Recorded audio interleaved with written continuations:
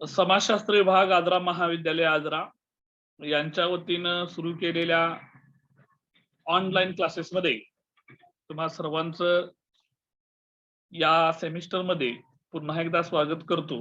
आणि आज जे आपण प्रकरण नंबर 3 समजून घेणार आहोत त्याच्यातील एक जागतिकीकरणाची प्रक्रिया ही समजून घेणार आहोत। तर ही नेमकी जागतिकीकरणाची प्रक्रिया नेमकी कशी झाली की ज्याच्या माध्यमातून मोठ्या प्रमाणावर सामाजिक परिवर्तन समाजामध्ये घडून आलं, त्याच्या संबंधी आपल्याला आज चर्चा करायची आहे। ही चर्चा करत असताना जागतिकीकरणाची आपल्याला व्याख्या, त्याची वैशिष्ट्ये आणि त्याचे फायदे तोटे या सर्वांचा आपल्याला अभ्यास करायचा आहे। जागतिकीकरणाची प्रक्रिया ही अलीकडच्या 20-25 वर्षामध्ये खूप मोठ्या प्रमाणावर जगभर राबवली गेली। किंबहुना जे देश अविकसित किंवा अप्रगत किंवा विकसनशील आहेत त्या देशांच्या समोर असा कोणताही पर्याय शिल्लक राहिला नाही की ज्यांना या जागतिकीकरणाचा स्वीकार केल्याशिवाय त्या प्रक्रियेमध्ये सहभागी झाले। याच्यासाठी खूप मोठ्या आंतरराष्ट्रीय पातळीवर जागतिक घडामोडी घडल्या। आर्थिक घटकाशी संबंधित असणारी ही एक खूप मोठी प्रक्रिया आहे। आणि जर आपल्याला विकास करायचा असेल, जर आपल्याला प्रगती करायची असेल, जर आपल्याला आपल्या समाजातील किंवा आपल्या देशातील लोकांचं राहणीमान उंचावायचं असेल तर जागतिकीकरणाशिवाय दुसरा कोणताही पर्याय शिल्लक नाही किंवा राहणार नाही। अशा पद्धतीची एक व्यवस्था जगभर निर्माण झाली आणि ज्या देशांची या जागतिकीकरणाच्या प्रक्रियेमध्ये सहभागी होण्याची इच्छा देखील नव्हती त्या देशांनाही आपले संपूर्ण धोरण बदलावी लागली आणि ते या प्रक्रियेमध्ये सहभागी झाले। आणि जगभरामध्ये जे एक विकासाचं मॉडेल उभं केलं होतं खास करून विकसित राष्ट्रांनी, त्या राष्ट्रांचं अनुकरण करण्याचा प्रयत्न मग इतर देशांनी केलेला आपणास दिसून येतो। या प्रक्रियेचा स्वीकार झाल्यानंतर एका बाजूला तुम्हाला खूप मोठ्या प्रमाणावर आर्थिक बदल, सामाजिक बदल झालेले दिसतात। म्हणजे एका बाजूला भौतिक जीवन समृद्धी वाढलेली दिसते, तर त्याच वेळी दुसऱ्या बाजूला अनेक देशांचं सार्वभौमत्व गेलेलं दिसतं। अनेक देश दुसऱ्या देशांवर विसंबून राहिलेले तुम्हाला दिसतात। त्यामुळं या जागतिकीकरणाच्या प्रक्रियेची अलीकडच्या काळामध्ये जेव्हा जेव्हा चर्चा केली जाते किंवा त्याचा अभ्यास केला जातो तेव्हा त्याच्या सर्वकष बाजूचा विचार करत असताना असं लक्षात आलेलं आहे की अनेक देशांच्यावर आर्थिक गुलामगिरी लादण्याचं, वसाहतवादी धोरण राबवण्याची प्रक्रिया या जागतिकीकरणाच्या माध्यमातून केल्याचा आरोप देखील या जागतिकीकरणाच्या प्रक्रियेवर केला जातो। म्हणजे अलीकडे काय झालेलं आहे, जशी युनोची स्थापना झाली तसं पूर्वीसारखा म्हणजे जसं भारतावर जसं इंग्रजांनी 150 वर्ष राज्य केलं, त्याच्या आधी इथं मुघल येऊन गेले आणि युरोपातील बहुतांश देशांनी जगभरातल्या अनेक देशांवर आपल्या वसाहती स्थापन केल्या, जगभर आपला व्यापार केला, वसाहती स्थापन केल्या आणि त्याच्या माध्यमातून प्रचंड मोठी आर्थिक लूट किंवा भरभराट आपल्या देशांचा त्या राष्ट्रांनी केलेला आहे। मात्र गेल्या 100-1 वर्षामध्ये ही प्रक्रिया मंदावली आणि कोणत्याही देशावर प्रत्यक्ष रूपानं राज्य स्थापन करता येत नाही, त्यांच्यावर वर्चस्व स्थापित करता येत नाही। त्याच्यामुळं जागतिकीकरणाच्या माध्यमातून नवं मॉडेल सत्ता प्रस्थापित करण्याचं उभं केलं गेलं विकसित राष्ट्रांच्याकडून। अशा पद्धतीचा देखील आरोप या जागतिकीकरणाच्या प्रक्रियेवर केला जातो। त्यामुळं जागतिकीकरण ही जी संकल्पना आहे ती समजून घेत असताना तिला अनेक टप्प्यांवर समजून घ्यावं लागतं। तिची आर्थिक बाजूने व्याख्या करता येऊ शकते, तिची सामाजिक बाजूने व्याख्या करता येऊ शकते, यासोबतच तिची राजकीय दृष्टिकोनातून देखील व्याख्या करता येते. त्यामुळे जागतिकीकरणाच्या प्रक्रियेला अनेक कंगोरे आहेत. आता तुम्हाला पुन्हा एकदा इथं समजून घ्यावं लागेल की आपल्याला या संकल्पनेच्या आधारे आपल्याला समाज व्यवस्थेमध्ये जी परिवर्तनाची प्रक्रिया घडून आली ती प्रक्रिया कशा पद्धतीने घडली, त्याचं स्वरूप काय होतं, त्याची मोडेस ऑपरेंडी काय होती, हे समजून घेतल्यानंतरच तुम्हाला जागतिकीकरण हे समजून घेता येतं. आता हे सगळं जे मी तुम्हाला समोर विश्लेषण केलेलं आहे त्या सगळ्या विश्लेषणाचा पुढच्या भागामध्ये त्याच्या व्याख्यांच्या आधारे पुन्हा आपल्याला आणखी जास्त अर्थ समजून घेता येऊ शकेल की त्या जागतिकीकरणाच्या प्रक्रियेतून कशा पद्धतीनं जगभर विकासाची प्रक्रिया राबवली गेली आहे. मी तुमच्या समोर इथं एक व्याख्या दिलेली आहे जी जागतिक बँकेने केलेली आहे, ज्याला आपण वर्ल्ड बँक म्हणतो. या वर्ल्ड बँकेवर सर्व विकसित राष्ट्रांचं वर्चस्व आहे. मात्र असंही म्हणतात की या बँकेच्या माध्यमातून जगभर विकासाची प्रक्रिया आणि विकास सगळीकडे समान पद्धतीने जावा अशा पद्धतीचे धोरण आखली जातात असं म्हटलं जातं. त्याचं स्वरूप ठेवण्यात आलेलं आहे, पण वस्तुस्थिती खूप त्याच्या संबंधित वेगळे आहे. मात्र या जागतिक बँकेनं जागतिकीकरणाची नेमकी व्याख्या काय केली हे बघू आणि मग त्याच्या इतर ज्या काही व्याख्या आहेत वेगवेगळ्या दृष्टिकोनातून केलेल्या किंवा वेगवेगळ्या अभ्यासकांच्या त्याही मी तुम्हाला सांगणार आहे. म्हणजे तुम्हाला ही जागतिकीकरणाची प्रक्रिया आणखी तुम्हाला स्पष्टपणे समजून येईल. जागतिक बँक असं म्हणते की जागतिकीकरण म्हणजे उपभोग्य वस्तूंचा समावेशासह सर्व वस्तूंवरील आयात नियंत्रणे हळूहळू रद्द करणे, आयात जकातीचे दर कमी करणे आणि सार्वजनिक क्षेत्रातील उपक्रमांचे खाजगीकरण करणे होय. याच्यामध्ये 3-4 शब्द इम्पॉर्टंट आहेत. आता उपभोग्य वस्तू म्हणजे काय? जगातल्या प्रत्येक माणसाला त्याचं जीवन जगण्यासाठी ज्या वस्तूंची गरज लागते त्या वस्तू म्हणजे उपभोग्य वस्तू होय. मग या वस्तूंमध्ये तुम्हाला तुमच्या मूलभूत गरजांसहित तुम्ही ज्या काही अनेक वस्तू वापरतात भौतिक सुविधांसाठी त्या सर्व वस्तूंचा यामध्ये समावेश होतो.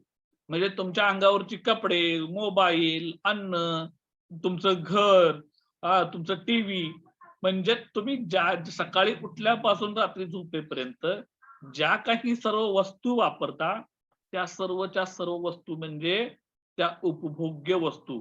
तुम्ही त्यांचा उपयोग करून तुम्ही तुमचं आयुष्य सुखकर करण्याचा प्रयत्न करताय किंवा तुमची कामं करण्याचा प्रयत्न करताय. म्हणजे पहिली संकल्पना याच्यामध्ये स्पष्ट झाली की जागतिकीकरण म्हणजे उपभोग्य वस्तूंचा समावेश. मग ह्या उपभोग्य वस्तू आपल्याला कुठं कुठं मिळतात? आता जी बाजारपेठ आहे त्या बाजारपेठेमध्ये जायचं, तुम्हाला ज्या काही आवश्यक वस्तू आहेत त्या वस्तू तुम्ही तिथं जाऊन आणता, विकत आणता आणि तुमची गरजा भागतात. मात्र तुमच्या लक्षात असं येईल की बाजारामध्ये उपलब्ध असणाऱ्या ज्या वस्तू आहेत त्या वस्तू तुमच्या शेतात पिकत नाहीत किंवा तुमच्या भागामध्ये पिकत नाहीत. तर आपल्याला लक्षात असं येईल तर त्या जगातल्या अनेक प्रदेशांमध्ये त्या वस्तू निर्माण झालेल्या असतात. म्हणजे जर तुम्हाला फॉर एक्झाम्पल बघायचं असेल तर तुमचा मोबाईल असेल तर त्याच्यावर लिहिलं असेल made in China, made in America, made in England. अनेक वस्तू ज्या आपण घेतो त्या वस्तूंच्या पाठीमागे ती वस्तू कुठल्या ठिकाणी निर्माण झालेली आहे ते तिथं लिहिलेलं असतं. म्हणजे एखादी वस्तू, आता लॅपटॉप तुम्ही मोबाईल वापरताय, मी समोर माझा लॅपटॉप वापरतोय, हे वस्तू ज्या आहेत ह्या वस्तू आपल्या इथं सगळ्या निर्माण होतात अशातला भाग नाही. आपल्यामध्येही किंवा आपल्या भागामध्ये देखील अनेक वस्तू निर्माण होतात. मात्र सगळ्याच वस्तू आपल्या इथे निर्माण होत नाही.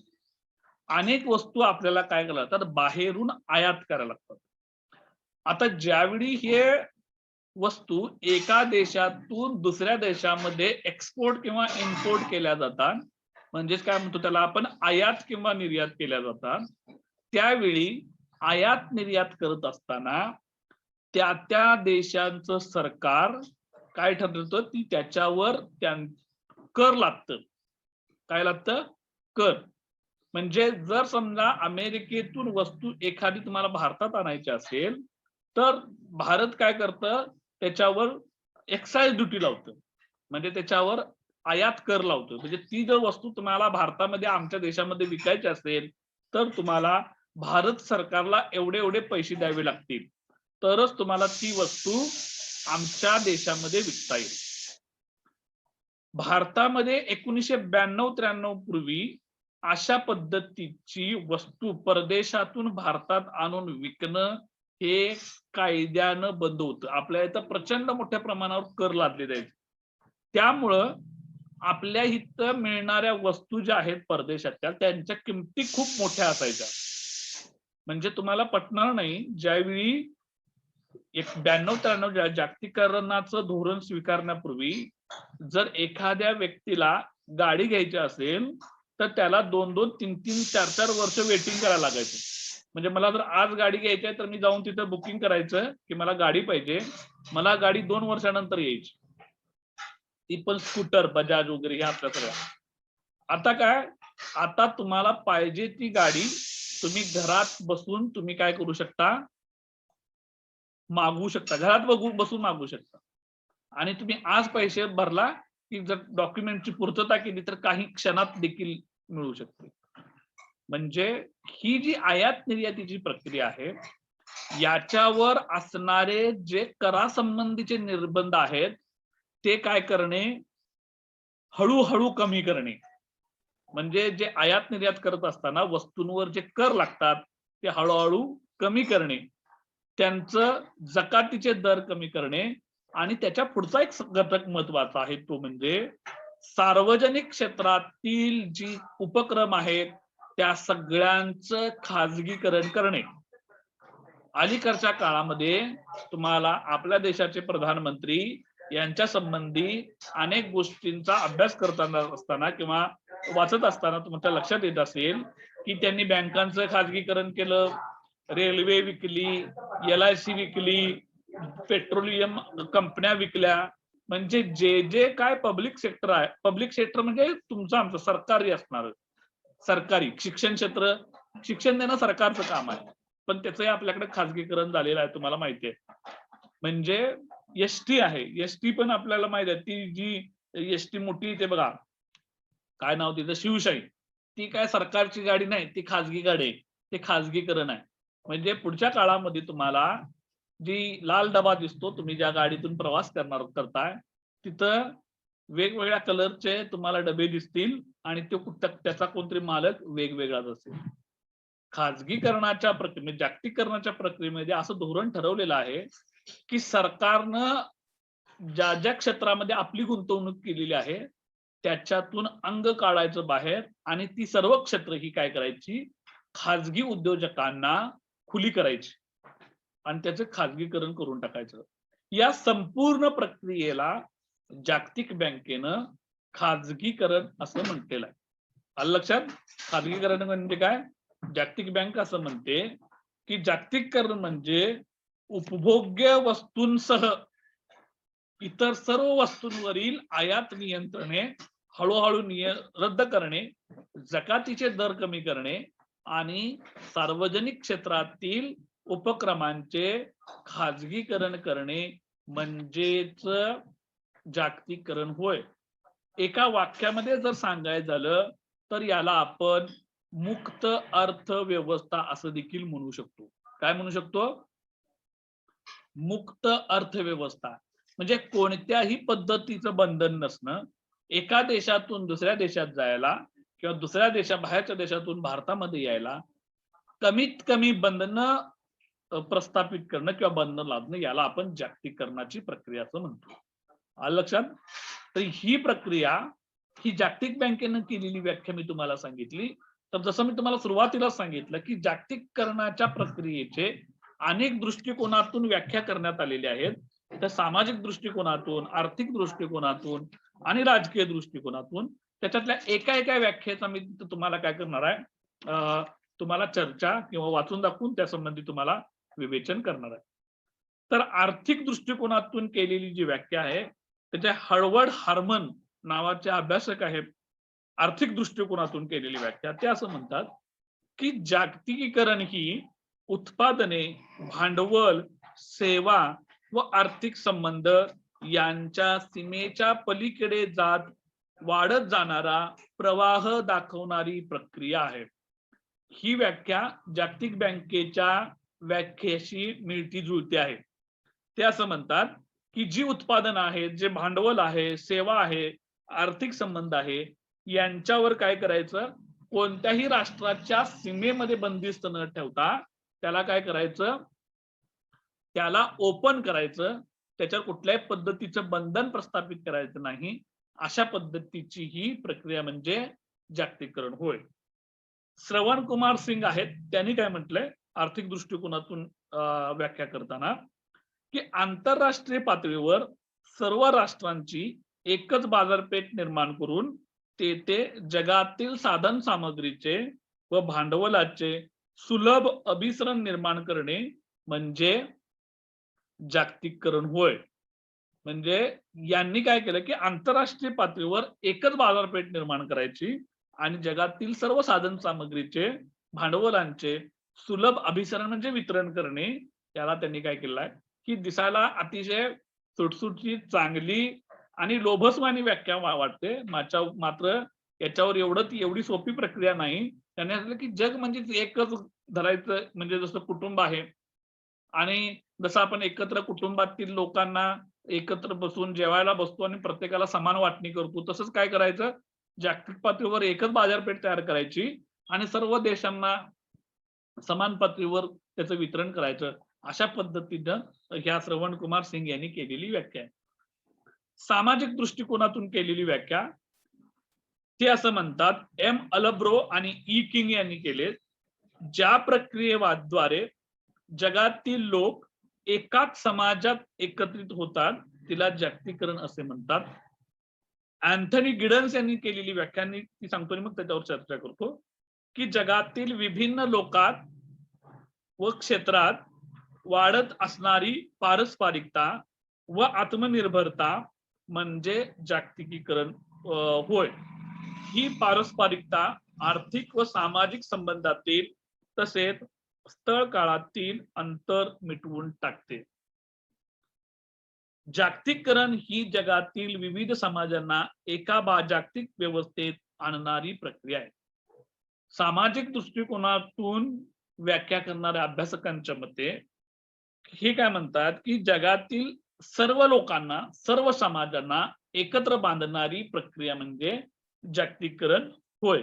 आणि या जागतिकीकरणाच्या प्रक्रियेमध्ये परस्पर संबंध आणि परस्पर एकमेकांवर अवलंबून राहण्याची प्रक्रिया या ठिकाणी त्यांना अभिप्रेत आहे किंवा त्या प्रक्रियेच्या द्वारे असं घडतं, असं सामाजिक दृष्टिकोनातून केलेल्या अभ्यासकांचं मत आहे. तर पुढची जी व्याख्या आहे, जी राजकीय दृष्टिकोनातून केलेली व्याख्या आहे, ते असं म्हणतात की प्रभुत्वशाली राष्ट्रांनी विकसनशील राष्ट्रांवर आपली अर्थव्यवस्था व संस्कृती लादण्याचा केलेला प्रयत्न म्हणजे जागतिकीकरण होय. कॉक्स आणि कॉर्टन यांनी केलेली व्याख्या, जागतिक भांडवलशाहीतून निर्माण झालेली बहुराष्ट्रीय महामंडळे व संस्था यांचा प्रभाव असणारी आंतरराष्ट्रीय स्तरावरील राजकीय व आर्थिक व्यवस्थेत राष्ट्रांची भूमिका मर्यादित करणारी प्रक्रिया म्हणजे जागतिकीकरण होय. ज्या राजकीय दृष्टिकोनातून अभ्यासकांनी केलेल्या व्याख्येमध्ये हे अंतर्भूत आहे की ती जी विकसित राष्ट्र आहेत, या विकसित राष्ट्रांनी आपली अर्थव्यवस्था आणि आपली संस्कृती ही अविकसित राष्ट्रांच्यावर किंवा विकसनशील राष्ट्रांच्यावर लादण्याचा केलेला प्रयत्न म्हणजे जागतिकीकरण. लक्षात घ्या, ही खूप महत्वाची आहे. आणि गेल्या 50-60 वर्षामध्ये हीच प्रक्रिया मोठ्या प्रमाणावर घडून आलेली आहे. म्हणजे आपल्याला हे स्पष्ट होतं की जे अविकसित राष्ट्र आहेत, जर त्यांनी जागतिकीकरणाचा खरोखरच स्वीकार केल्यामुळं जर बदल झाला असता, त्यांच्यामध्ये सामाजिक परिवर्तन खूप मोठ्या पद्धतीने जे सकारात्मक स्वरूपाचं असेल, हे जर घडून दिसलं असतं, तर त्या लोकांचे ह्युमन डेव्हलपमेंट इंडेक्स मधील जे स्थान आहे, त्या राष्ट्रांचं खूप मोठ्या प्रमाणावर वर गेलं असतं. पण दुर्दैवाने हे आपल्याला होताना दिसत नाही आहे.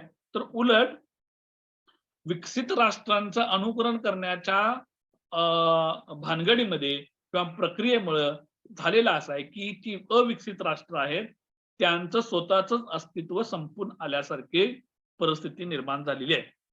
त्याच्या पुढची जी गोष्ट आहे ती म्हणजे मानसिक दृष्टिकोनातून केलेली व्याख्या. ते असं म्हणतात, रॉबर्टसन म्हणून अभ्यासक आहेत, की जागतिकीकरण म्हणजे जगाचा संक्षेप करणे व संपूर्ण जग हे एकच आहे अशी जाणीव वेगाने वाढणे होय. खरं तर ही मानसिक म्हणजे हे जग म्हणजे एकच आहे, एक कुटुंब आहे. तुम्ही आम्ही सर्वजण एक आहोत आणि वसुदैव कुटुंबकम ची संकल्पना आहे. ती संकल्पना याच्यामध्ये अभिप्रेत आहे असं काही लोकांना वाटतं. पण या प्रक्रियेला अनेक अंगानं समजून घेता येतं. मी तुम्हाला राजकीय दृष्टिकोनातून केलेली व्याख्या, सामाजिक दृष्टिकोनातून केलेली व्याख्या, आर्थिक दृष्टिकोनातून केली आणि मानसिक आणि राजकीय या सर्व प्रक्रियेच्या माध्यमातून जागतिकीकरणाकडे कोणकोणत्या दृष्टिकोनातून बघितलं जातं हे तुम्हाला या व्याख्यांच्या आधारे स्पष्ट करून सांगण्याचा प्रयत्न केलेला आहे. त्यामुळे तुम्हाला लक्षात आलं असेल की जागतिकीकरण म्हणजे काय. जागतिकीकरण म्हणजे थोडक्यात की मुक्त बाजार व्यवस्था, मुक्त व्यापारपेठ की ज्यामध्ये कोणत्याही पद्धतीचं बंधन असणार नाही. लक्षात, ही जागतिकीकरणाची प्रक्रिया आणखी विस्तारानं समजून घ्यायची असेल तर आपल्याला जागतिकीकरणाची वैशिष्ट्ये आपल्याला बघता येतील आणि ती जागतिकीकरणाची वैशिष्ट्ये विस्तारानं समजून घेतल्यानंतर मग सामाजिक परिवर्तनाची प्रक्रिया या जागतिकीकरणाच्या माध्यमातून कशा पद्धतीनं जगभर घडली हे आपल्याला समजून येईल. तर जागतिकीकरणाचं पहिलं वैशिष्ट्य आहे ते म्हणजे जागतिक अर्थव्यवस्था निर्माण करणं. जागतिकीकरण ही एक सामाजिक प्रक्रिया आहे, लक्षात घ्या. आणि ही सामाजिक प्रक्रिया त्याचं मेन उद्देशच आहे की ते म्हणजे की जगावर, संपूर्ण जगावर अधिसत्ता प्राप्त करण्यासाठी किंवा एक संपूर्ण जगाची एकच एक अर्थव्यवस्था असावी अशा पद्धतीचं धोरण या सामाजिक प्रक्रियेमध्ये आहे, जागतिकीकरणाच्या प्रक्रियेमध्ये आहे. म्हणजे बघा, पूर्वी आपल्या भारताला किंवा भारत हा जो खेड्यांचा देश आहे, यांना असं म्हटलं जातं की भारत हा खेड्यांचा देश आणि खेडी ही भारतातील स्वयंपूर्ण आहे. आता भारतातील खेडी स्वयंपूर्ण आहेत म्हणजे काय, की त्या खेड्यामध्ये राहणाऱ्या सर्व लोकांना त्यांच्या ज्या काही आवश्यक गरजा आहेत त्या सर्व गरजांची पूर्तता त्या खेड्यातल्या खेड्यातच व्हायची. म्हणजे त्यांना इतर दुसऱ्या गावातील लोकांवर अवलंबून राहायचं लागायचं नाही आज मोठ्या प्रमाणावर. म्हणजे आपल्याकडे जी आलुतेदारी आणि बलुतेदारी सिस्टीम होती, 18 आलुतेदार आणि 12 बलुतेदार म्हटलं जातं, की ते सर्व लोक काय करायचे, गावातच वस्तू तयार करायचे आणि गावातच या लोकांना विकायचे आणि त्याच्या माध्यमातून गावातला सर्व आर्थिक व्यवहार चालायचा.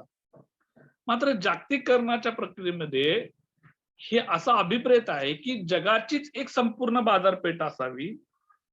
प्रत्येक देशातील भांडवल, तंत्रज्ञान, बाजारपेठ आणि श्रम या सगळ्यांना एकत्रित करायचं आणि एक मोठीच्या मोठी विशाल अशा पद्धतीची अर्थव्यवस्था निर्माण करायची, अशा पद्धतीने ते घडत आलेलं आहे की अशा पद्धतीचे धोरण या अर्थव्यवस्थेचं आहे. आता उदाहरणार्थ, तुम्हाला तुमच्या हातामध्ये जो मोबाईल आहे त्याला लागणाऱ्या अनेक वस्तू ह्या एका ठिकाणी निर्माण होत नाहीत. तुम्हाला त्याच्यावर जरी मेड इन चायना जरी तिथं लिहिलेलं असलं तरी तर तिथं तो मोबाईल केवळ चायनामध्येच निर्माण होतं. त्याचं डिस्प्ले एका ठिकाणी निर्माण होईल, त्याचा कव्हर एका ठिकाणी निर्माण होईल, त्याचा कॅमेरा एका ठिकाणी निर्माण होईल. तो जो मोबाईल तयार केलेला आहे तो कोणतरी एका तिसऱ्याच व्यक्तीनं त्याचं स्वतःचं कौशल्य, बौद्धिक चातुर्य आणि त्याचं संशोधन याचा वापर करून निर्माण केला असेल. म्हणजे एक खूप मोठं जागतिक मार्केट, एक मोठीच्या मोठी चेन ही या जागतिकीकरणाच्या प्रक्रियेमध्ये असलेली आपल्याला बघायला दिसून येते. म्हणजे कुठलाही उद्योजक जो आहे, जो भांडवलदार जो आहे, तो केवळ एका देशाचा राहत नाही. जसं की उदाहरणार्थ समजा मी अंबानीचं नाव घेतलं, तर आशिया खंडातील सर्वात मोठा श्रीमंत व्यक्ती अनिल अंबानी, जो आपल्या मुंबईचा आहे, तो भारतीय आहे म्हणून त्याचं कौतुक करायची काय गरज नाही. लक्षात घ्या, त्याचं धोरण जे आहे ते केवळ नफा मिळवणं हाच असणार आहे. तो भारताचा असला काय, पाकिस्तानचा असला काय, अमेरिकेचा असला काय, की इंग्लंडचा असला. जो खाजगीकरणातली व्यक्ती जी आहे, जी खाजगी उद्योगातली जी व्यक्ती आहे, त्याचं धोरण काय असणार आहे की त्याच्या कंपनीला जास्तीत जास्त मोठा नफा मिळवणं. मग त्याचं जे उद्योग जे आहे ते केवळ भारतामध्ये नसणार आहे, ते जगभर पसरलेलं असणार आहे.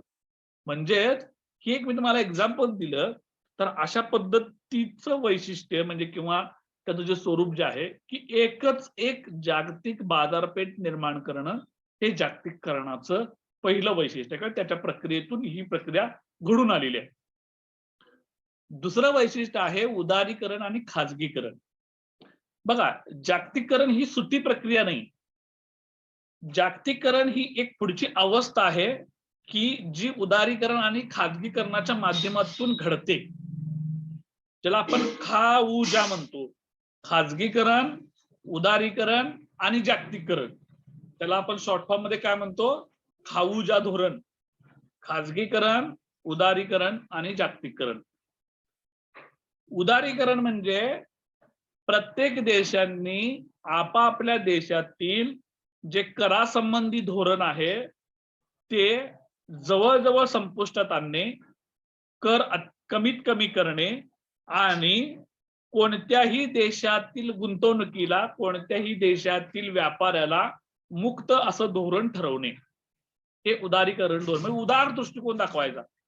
लक्षात आलं, उदारीकरण या शब्दात आहे की उदारवादी व्हायचं.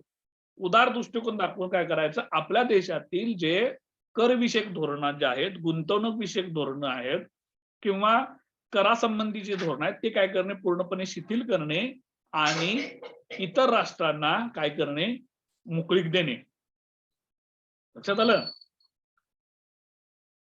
त्याच्यासोबतच म्हणजे उदारीकरण, त्याच्यात खाजगीकरण म्हणजे काय, खाजगीकरण म्हणजे सरकारी हस्तक्षेप बंद करून किंवा सरकारी कंपन्या बंद करून त्या खाजगी उद्योजकांना खुल्या करणं. बँकिंग आहे, एज्युकेशन आहे, पेट्रोलियम आहे, आता तर संरक्षण क्षेत्रामध्ये देखील खाजगीकरण निर्माण करून ठेवलेलं आहे. म्हणजे सर्व पद्धतीचं धोरण खाजगीकरण राबवणे, उदारीकरण राबवणे, हे जागतिकीकरणाचं दुसरं वैशिष्ट्य आहे. किंबहुना जागतिकीकरणाच्या प्रक्रिया घडून येण्यासाठी उदारीकरणाचं धोरण आणि खाजगीकरणाचं धोरण ही त्याची पूर्व अट आहे. त्यामुळे जागतिकीकरण ही प्रक्रिया आपल्याला उदारीकरण आणि खाजगीकरण या दोघींना एकत्र घेऊन घेतल्याशिवाय, विचार केल्याशिवाय समजून घेता येत नाही. त्यामुळे खाजगीकरण आणि उदारीकरण हे जागतिकीकरणाच्या प्रक्रियेचं दुसरं वैशिष्ट्य आहे असं आपण म्हणू शकतो. तिसरं वैशिष्ट्य आहे सामाजिक प्रक्रिया. आपण सामाजिक अनुषंगानं व्याख्या बघत असताना जागतिकीकरणाची प्रक्रिया ही सामाजिक प्रक्रिया आहे असं म्हटलेलं आहे. म्हणजे काय की जगभरातील जी लोक आहेत, ही लोक एकत्र येत आहेत, त्यांच्यामध्ये नव्या पद्धतीचे सामाजिक संबंध प्रस्थापित होत आहेत आणि खुला व्यापार तयार झाल्यामुळं, जलद गतीची वाहतूक निर्माण झाल्यामुळं, संप्रेषण व्यवस्था म्हणजे कम्युनिकेशनचे प्रकार मोठ्या पद्धतीने आणि गतिशीलतेने वाढल्यामुळं या सर्व समाजांमध्ये एक नवीन प्रकारचं सामाजिक संबंध निर्माण झालेला आहे. पर्यटन वाढलेलं आहे, रोजगाराची निर्मिती खूप मोठ्या प्रमाणावर वाढलेली आहे आणि यासोबतच सांस्कृतिक आदान प्रदान यांच्यामध्ये देखील खूप मोठ्या प्रमाणावर वाढ झालेली आहे. त्याच्यामुळं जागतिकीकरणामध्ये वेगवेगळे सांस्कृतिक जीवन पद्धती, जीवन मूल्य असलेली लोक ही एकत्र येऊन आपल्या विचारांचं, आपल्या संस्कृतींचं, आपल्या जीवन पद्धतींचं आदान प्रदान करताना किंवा करत असताना दिसून येतात. याच्या दुसऱ्या बाजूला आणखी एक प्रक्रिया अलीकडच्या काळामध्ये घडलेली आहे की जागतिकीकरणाच्या प्रक्रियेमुळं पाश्चात्य किंवा दुसऱ्या संस्कृतीचा आपल्यावर खूप मोठा प्रभाव पडतोय, त्यामुळे आपली संस्कृती लुप्त व्हायला लागली अशी भावना मनामध्ये येऊन आपल्या संस्कृतीचं जतन करण्याची पण प्रक्रिया सुरू झालेली आहे, लक्षात घ्या. त्यामुळे जागतिकीकरणाची प्रक्रिया ही जरी आर्थिक घटकाशी जरी संबंधित असली तरी त्याचा प्रभाव, त्याचा परिणाम मानवी समाजाच्या सामाजिक संबंधांवर देखील झालेला आहे. हे आपल्याला सामाजिक प्रक्रियेच्या माध्यमातून समजून घेता येतं किंवा लक्षात येतं. हे जागतिकीकरणाचं तिसरं वैशिष्ट्य आहे. 4 नंबरचं वैशिष्ट्य आहे की विकसित राष्ट्रांचे वर्चस्व. मी तुम्हाला आधी सांगितलेलं आहे की मुळात जागतिकीकरणाच्या प्रक्रियेची सुरुवात जी आहे ती विकसित राष्ट्रांनी केली, कारण या विकसित राष्ट्रांच्या वर इंडस्ट्रियलायझेशनच्या माध्यमातून निर्माण झालेला प्रचंड मोठा ज्या वस्तू आहेत, त्यांनी निर्माण केल्या अनेक उपभोग्य वस्तू आहेत, त्या वस्तू विकण्यासाठी यांना बाजारपेठा हव्या पाहिजे होत्या. त्यांना जगभर या सगळ्या वस्तू विकायच्या होत्या आणि पैसा कमवायचा होता. त्यामुळं या विकसित राष्ट्रांनी जागतिक बँक, जागतिक नाणेनिधी, ज्याला आपण वर्ल्ड मॉनिटरी फंड असं म्हणतो, यांच्या माध्यमातून ह्या अविकसित राष्ट्रांच्या वर आपलं वर्चस्व प्रस्थापित करण्यासाठी खुलं व्यापाराचं धोरण स्वीकारलं, कारण त्यांना त्यांचा माल आपल्या देशांमध्ये विकायचा होता. आता तुम्हाला साधं उदाहरण तुम्हाला सांगतो. आता आपल्याकडं कोविड सुरू आहे आणि दुसऱ्या फेजमध्ये आपलं सरकार पूर्णपणे फेल झालेलं आहे की याच्यावर नियंत्रण प्रस्थापित करण्यासाठी. तुम्ही बातम्या वाचत असाल, लोकांना ऑक्सिजन मिळणं झाले, लोकांना बेड मिळणं झालेत आणि लोकांना औषध देखील मिळणार. आपल्याकडं ऑक्सिजन मिळत नव्हते म्हणून अनेक देशातील आपल्या आजूबाजूचे देश आहेत त्यांनी आपल्याला ऑक्सिजन पुरवठा केला. अनेक लोकांनी असं म्हटलं की नरेंद्र मोदींची लस डिप्लोमसी उपयोगी पडली की त्यांनी ज्या फुकट लस वाटल्या त्याच्यामुळे आपल्याला इतर देशांनी ऑक्सिजन दिला. बरोबर, हे तुम्हाला बरोबर वाटेल, पण त्याच्या पाठीमागचं खूप मोठं आर्थिक गणित असतं. लक्षात घ्या की भारत हा जगातील सर्वात मोठी बाजारपेठ आहे. 140 कोटी लोकसंख्या आहे आणि ह्या 140 कोटी लोकांच्या गरजा भागवण्यासाठी इथं प्रचंड मोठ्या वस्तूंची गरज असते. त्यामुळं भविष्यातील आपला व्यापार अधिकाधिक वाढावा याच्यासाठी या राष्ट्रांनी अशा पद्धतीच्या मदती केलेल्या असतात. भारतही करतो, लक्षात घ्या. म्हणजे भारत काय त्याच्या दुसऱ्या तांदळासारखा नाही आपल्या देशाचं धोरण. आपल्याही देशाचा व्यापार वाढावा याच्यासाठी आपण ह्या लशी फुकट वाटलेल्या आहेत, लक्षात घ्या.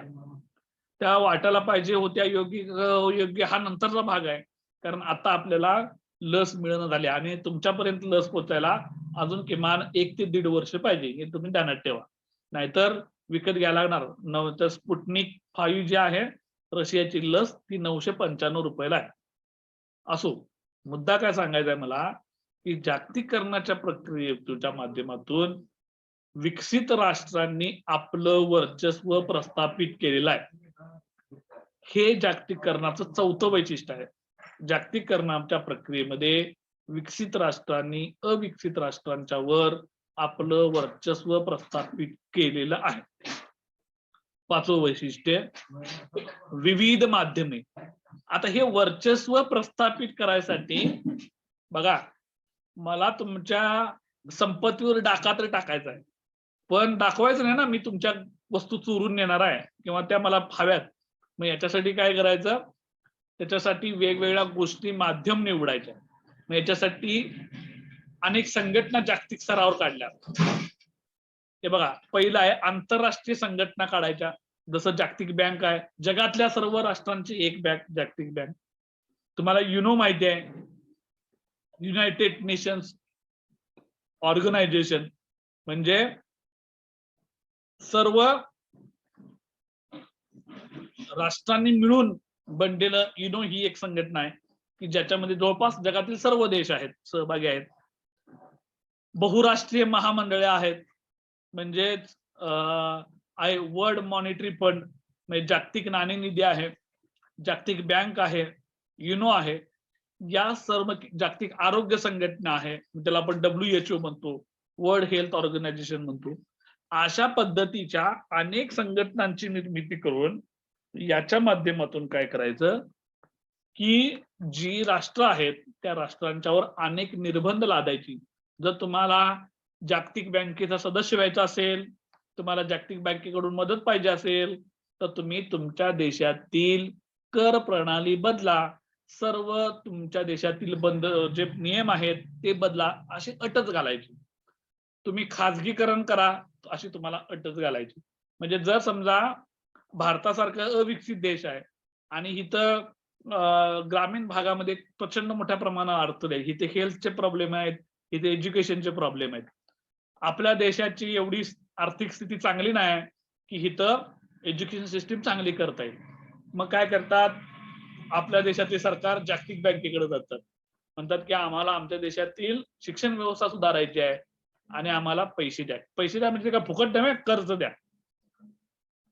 मग जागतिक बँकेकडे कर्ज मागितलं, जागतिक बँक काय म्हणते, आम्ही तुम्हाला पैसे देतो, पण तुम्ही काय करा, तुम्ही तुमच्या देशातील आयात निर्यात संबंधीचे धोरण आहे ते तुम्ही बदला, तुम्ही कर कमी करा, तुम्ही शिक्षण हे सरकारचं काम नाही हे जाहीर करून टाका. म्हणजे हायर एज्युकेशन हे सरकारचं काम नाही. त्याच्या पुढे जाऊन सांगितलंय त्यांनी, प्राथमिक शिक्षण देणं हे देखील सरकारचं काम नाही, रस्ते बांधणे हे देखील सरकारचं काम नाही. म्हणून तर तुम्हाला जर तुम्ही आजऱ्यावरून कोल्हापूरला आला असाल तरी तर तुम्हाला मधल्या वाटेवर एक टोल असतो, टोल नाका आहे, टोल आहे, तिथं टोल देऊन तुम्ही यायचं. म्हणजे ते रस्ता कोणी बांधलेला ते सरकारनं बांधलेलं नाही, ते कुठल्या तरी एका कंपनीनं बांधलाय आणि बांधा, वापरा आणि हस्तांतरण करा. कंपनीनं बांधायचं, त्याच्या बदल्यामध्ये काय करायचं, तुम्ही टोल द्यायचा, 20 वर्ष 25 वर्ष टोल द्यायचा आणि काय करायचं, तुम्ही त्या रस्त्यावरून जायचं. तसंही तुम्ही ज्या घरामध्ये राहतात त्याचंही आपण कर भरतो, तुम्ही ज्या रस्त्यावरून चालतात त्याचंही आपण कर भरतो. मात्र ते सरकारकडे जातं, हे मात्र कशाकडे जातं, हे एका खाजगी व्यक्तीकडे जातं. त्यामुळे ह्या ज्या आंतरराष्ट्रीय संघटना आहेत, या आंतरराष्ट्रीय संघटना काय करतात, अशा पद्धतीने बंधनं घालतात आणि मग या संघटनेच्या माध्यमातून जागतिकीकरणाचं प्रक्रिया त्या देशांमध्ये राबवली जाते. मग अनेक प्रकारचे प्रादेशिक संघटना आहेत, जसं अमेरिकन राज्य संघटना आहे, आफ्रिकन ऐक्य संघटना आहे, दक्षिण आशियाई प्रादेशिक संघटना आहे, याच्यामध्ये बहुराष्ट्रीय मंडळ आहेत, जसं Unilever, Pond's, Philip, PepsiCo, Coca Cola, या सगळ्या मल्टीनॅशनल कंपन्या आहेत, लक्षात घ्या. त्याच्यामध्ये बिगर शासकीय काही संघटना आहेत, रेड क्रॉस आहे, Amnesty international, scouts of guards आहे, मानवी हक्क आयोग आहे. या सर्व विविध ज्या संघटना आहेत त्याच्या माध्यमातून काय केलं जातं की जागतिकीकरणाच्या प्रक्रिया राबवली जाते.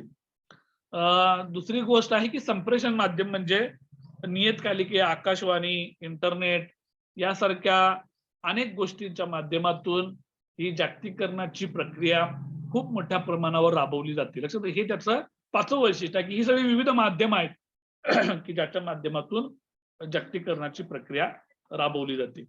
6वं वैशिष्ट्य आहे गतिशीलतेत वाढ. अर्थातच गतिशीलतेत वाढ म्हणजे काय की जागतिकीकरणाची प्रक्रिया राबवल्यामुळे मोठ्या पद्धतीनं पैसा, मोठ्या पद्धतीनं तंत्रज्ञान आणि मोठ्या पद्धतीच्या वेगवेगळ्या, जसं की तुम्हाला ज्या विविध सामाजिक संघटना आहेत, जागतिक संघटना आहेत, याच्या माध्यमातून काय केलं जातं, एक मोठ्या फोर्स राबवला जातो आणि मग जगभर असं एक वातावरण निर्माण केलं जातं की तुम्हाला मानवी जीवनाच्या सर्व क्षेत्रावर म्हणजे आर्थिक, राजकीय आणि सामाजिक क्षेत्रावर खूप मोठ्या पद्धतीने बदल झालेला मला दिसतो. म्हणजे तंत्रज्ञानाच्या माध्यमातून, कम्युनिकेशनच्या साधनांच्या माध्यमातून तुम्हाला हे जे बदल झालेले आहेत ते बदल खूप मोठ्या पद्धतीने दिसतात. म्हणजे पूर्वी बघा, एखादी बातमी जर समजा अमेरिकेमध्ये घडत असेल किंवा दिल्लीमध्ये घडत असेल, तर ती तुम्हाला समजायला 4-5 दिवस लागायचे किंवा न्यूजपेपर मधून समजून यायला दुसरा दिवस उजडायचा की दिल्लीमध्ये असं असं काहीतरी घडले. पण आता कम्युनिकेशनच्या माध्यमातून, तंत्रज्ञानाच्या माध्यमातून एवढ्या मोठ्या प्रमाणावर प्रगती झालेली आहे की जे आपण आकाशामध्ये वेगवेगळ्या देशांनी जे सॅटेलाइट सोडलेले आहेत, ज्याला आपण उपग्रह म्हणतो, त्याच्या माध्यमातून एका क्षणात, म्हणजे अमेरिकेमध्ये जर आता काय घडलं तर तुम्हाला त्याची तात्काळ माहिती इथं कळते. म्हणजे एवढी मोठी, प्रचंड मोठ्या प्रमाणात गतिशीलता निर्माण झालेली आहे. म्हणजे आज तर आपण हे या झूमच्या माध्यमातून तर जगभरातील लोक एकत्र भेटू शकतो आपण. म्हणजे किती सोपं झालेलं आहे. त्याच्यामुळे सर्व प्रकारच्या जीवन पद्धतीवर, सर्व प्रकारच्या घटकांवर काय झालेलं आहे, मोठ्या प्रमाणावर प्रभाव जागतिकीकरणात झालेला आहे. त्याच्यामध्ये प्रचंड मोठ्या प्रमाणावर म्हणजे अलीकडे कशा पद्धतीचा बदल होऊ शकतो. फेसबुक फ्रेंड म्हणजे फेसबुक वरून मैत्री झाली आणि लग्न झालेली आहेत. व्हॉट्सअप वरून मैत्री झालेली आहे आणि लग्न झालेले आहेत. आणि कुठं इथलं नव्हे, मुलगा पाकिस्तानचा, मुलगी भारतातली, अमेरिकेचा, इंग्लंडला. मध्यंतरी एक उत्तर प्रदेश मधला मुलगा की त्याची फेसबुक फ्रेंड होती, ते बिचार साधं पोरग होतं, एवढा जवळ पैसा पण पासपोर्ट नाही, काय नाही, मात्र पाकिस्तान मधील आपल्या मैत्रिणीला भेटायला तो पाकिस्तान मध्ये गेला. आणि तुम्हाला माहिती आहे बॉर्डर वरून जाणं तसं सोपं नसतं. तुम्हाला पासपोर्ट झाल्याशिवाय तुम्हाला दुसऱ्या देशामध्ये जाता येत नाही. त्याला पकडलं गेलं आणि परत त्याला भारतात आणून सोडलं. त्याची पूर्णपणे चौकशी केली आणि कळलं केव्हा तो कोण, दुसरा कोण नाही, तर तो आपल्या मैत्रिणीला भेटायला पाकिस्तानमध्ये चालला होता. त्याला पकडून पुन्हा भारतामध्ये सोडलं. म्हणजे अनेक गोष्टींवर प्रभाव त्या जागतिकीकरणाच्या प्रक्रियेमध्ये झालेला आहे. एक प्रचंड मोठी गतिशील जीवन या जागतिकीकरणाच्या प्रक्रियेतून निर्माण झालेलं आहे. पुढचं वैशिष्ट्य आहे 7 नंबरचं, राष्ट्र राज्य सत्तेचा संकोच. राष्ट्रराज्य म्हणजे आपलं राज्य म्हणून जे आपण सत्ता सरकार स्थापन केलेलं आहे किंवा देश, भारत देश म्हणून जे आपलं सरकार आहे, या जागतिकीकरणाच्या प्रक्रियेतून या राष्ट्र राज्य व्यवस्थेचं असणारं वर्चस्व जे आहे, त्यांची जी धोरणं आहेत ही पूर्णपणे संकुचित झालेली आहेत. त्यांचा असणारा प्रभाव जो आहे, त्यांची असणारी सत्ता जी आहे ती कमी झालेली आहे. मग हे ठरवतो कोण आता, तर देशातील किंवा जगातील खाजगी उद्योजक, अमेरिकेपासून भारतापर्यंत, युरोपीय कंट्रीज पासून ज्या किंवा तुम्ही दक्षिण आफ्रिकेतल्या कंट्रीपर्यंत जावा, या सर्वच्या सर्व देशातली जी सरकारी धोरण आहेत ते तिथलं सरकार ठरवत नाही, तर आता उद्योजक ठरवतात. मध्यंतरी तुम्हाला माहिती असेल, ज्यावेळी जिओ कंपनी लॉन्च झाली, जिओ मोबाईल, जिओची मोबाईल नेटवर्क सर्व्हिस तुम्हाला लॉन्च झाली, त्या दिवशी पहिल्या दिवशी पेपरला ज्या ऍड आल्या त्या ऍडवर नरेंद्र मोदीचा फोटो होता. आता नरेंद्र मोदी कोण, देशाचे प्रधानमंत्री. कंपनी कुणाची, अंबानीची. मग तिथं फोटो कुणाचा असायला पाहिजे होता, अंबानीचा असायला पाहिजे होता का नरेंद्र मोदींचा असायला पाहिजे होता? असायला पाहिजे होता अंबानीचा. नरेंद्र मोदी हे देशाचे प्रधानमंत्री आहेत आणि अंबानीच्या खाजगी कंपनीच्या मोबाईलच्या उद्घाटन, प्रसार, प्रचार ह्यो नरेंद्र मोदींनी केलेला आहे. याचं कारण माहित आहे? याचं कारण 2014ला ज्यावेळी नरेंद्र मोदी इलेक्शनला उभारले होते, त्यावेळी त्यांच्या सगळ्या इलेक्शनचा खर्च हा अंबानींनी केलेला आहे. मग निवडून आल्यानंतर कोण कुणाचं धोरण ठरवणार? मोदी. म्हणजे कुठलंही सरकार, मोदी हे एक्झाम्पल आहे तुमच्या समोरचं, कुठल्याही सरकार हे अंबानीच्या धोरणानुसार सरकार चालवतं. आणि तुम्हाला गेल्या 7 वर्षामध्ये ज्या अनेक सरकारी कंपन्या विकलेल्या आहेत, रेल्वे विकलेली आहे, ते सगळ्याच्या सगळं तुम्हाला गौतम अदानी नावाचा एक माणूस माहिती असेल, खाजगी उद्योजक आहे, त्याला आणि अंबानीला सगळं विकलेलं आहे. लक्षात ठेवा.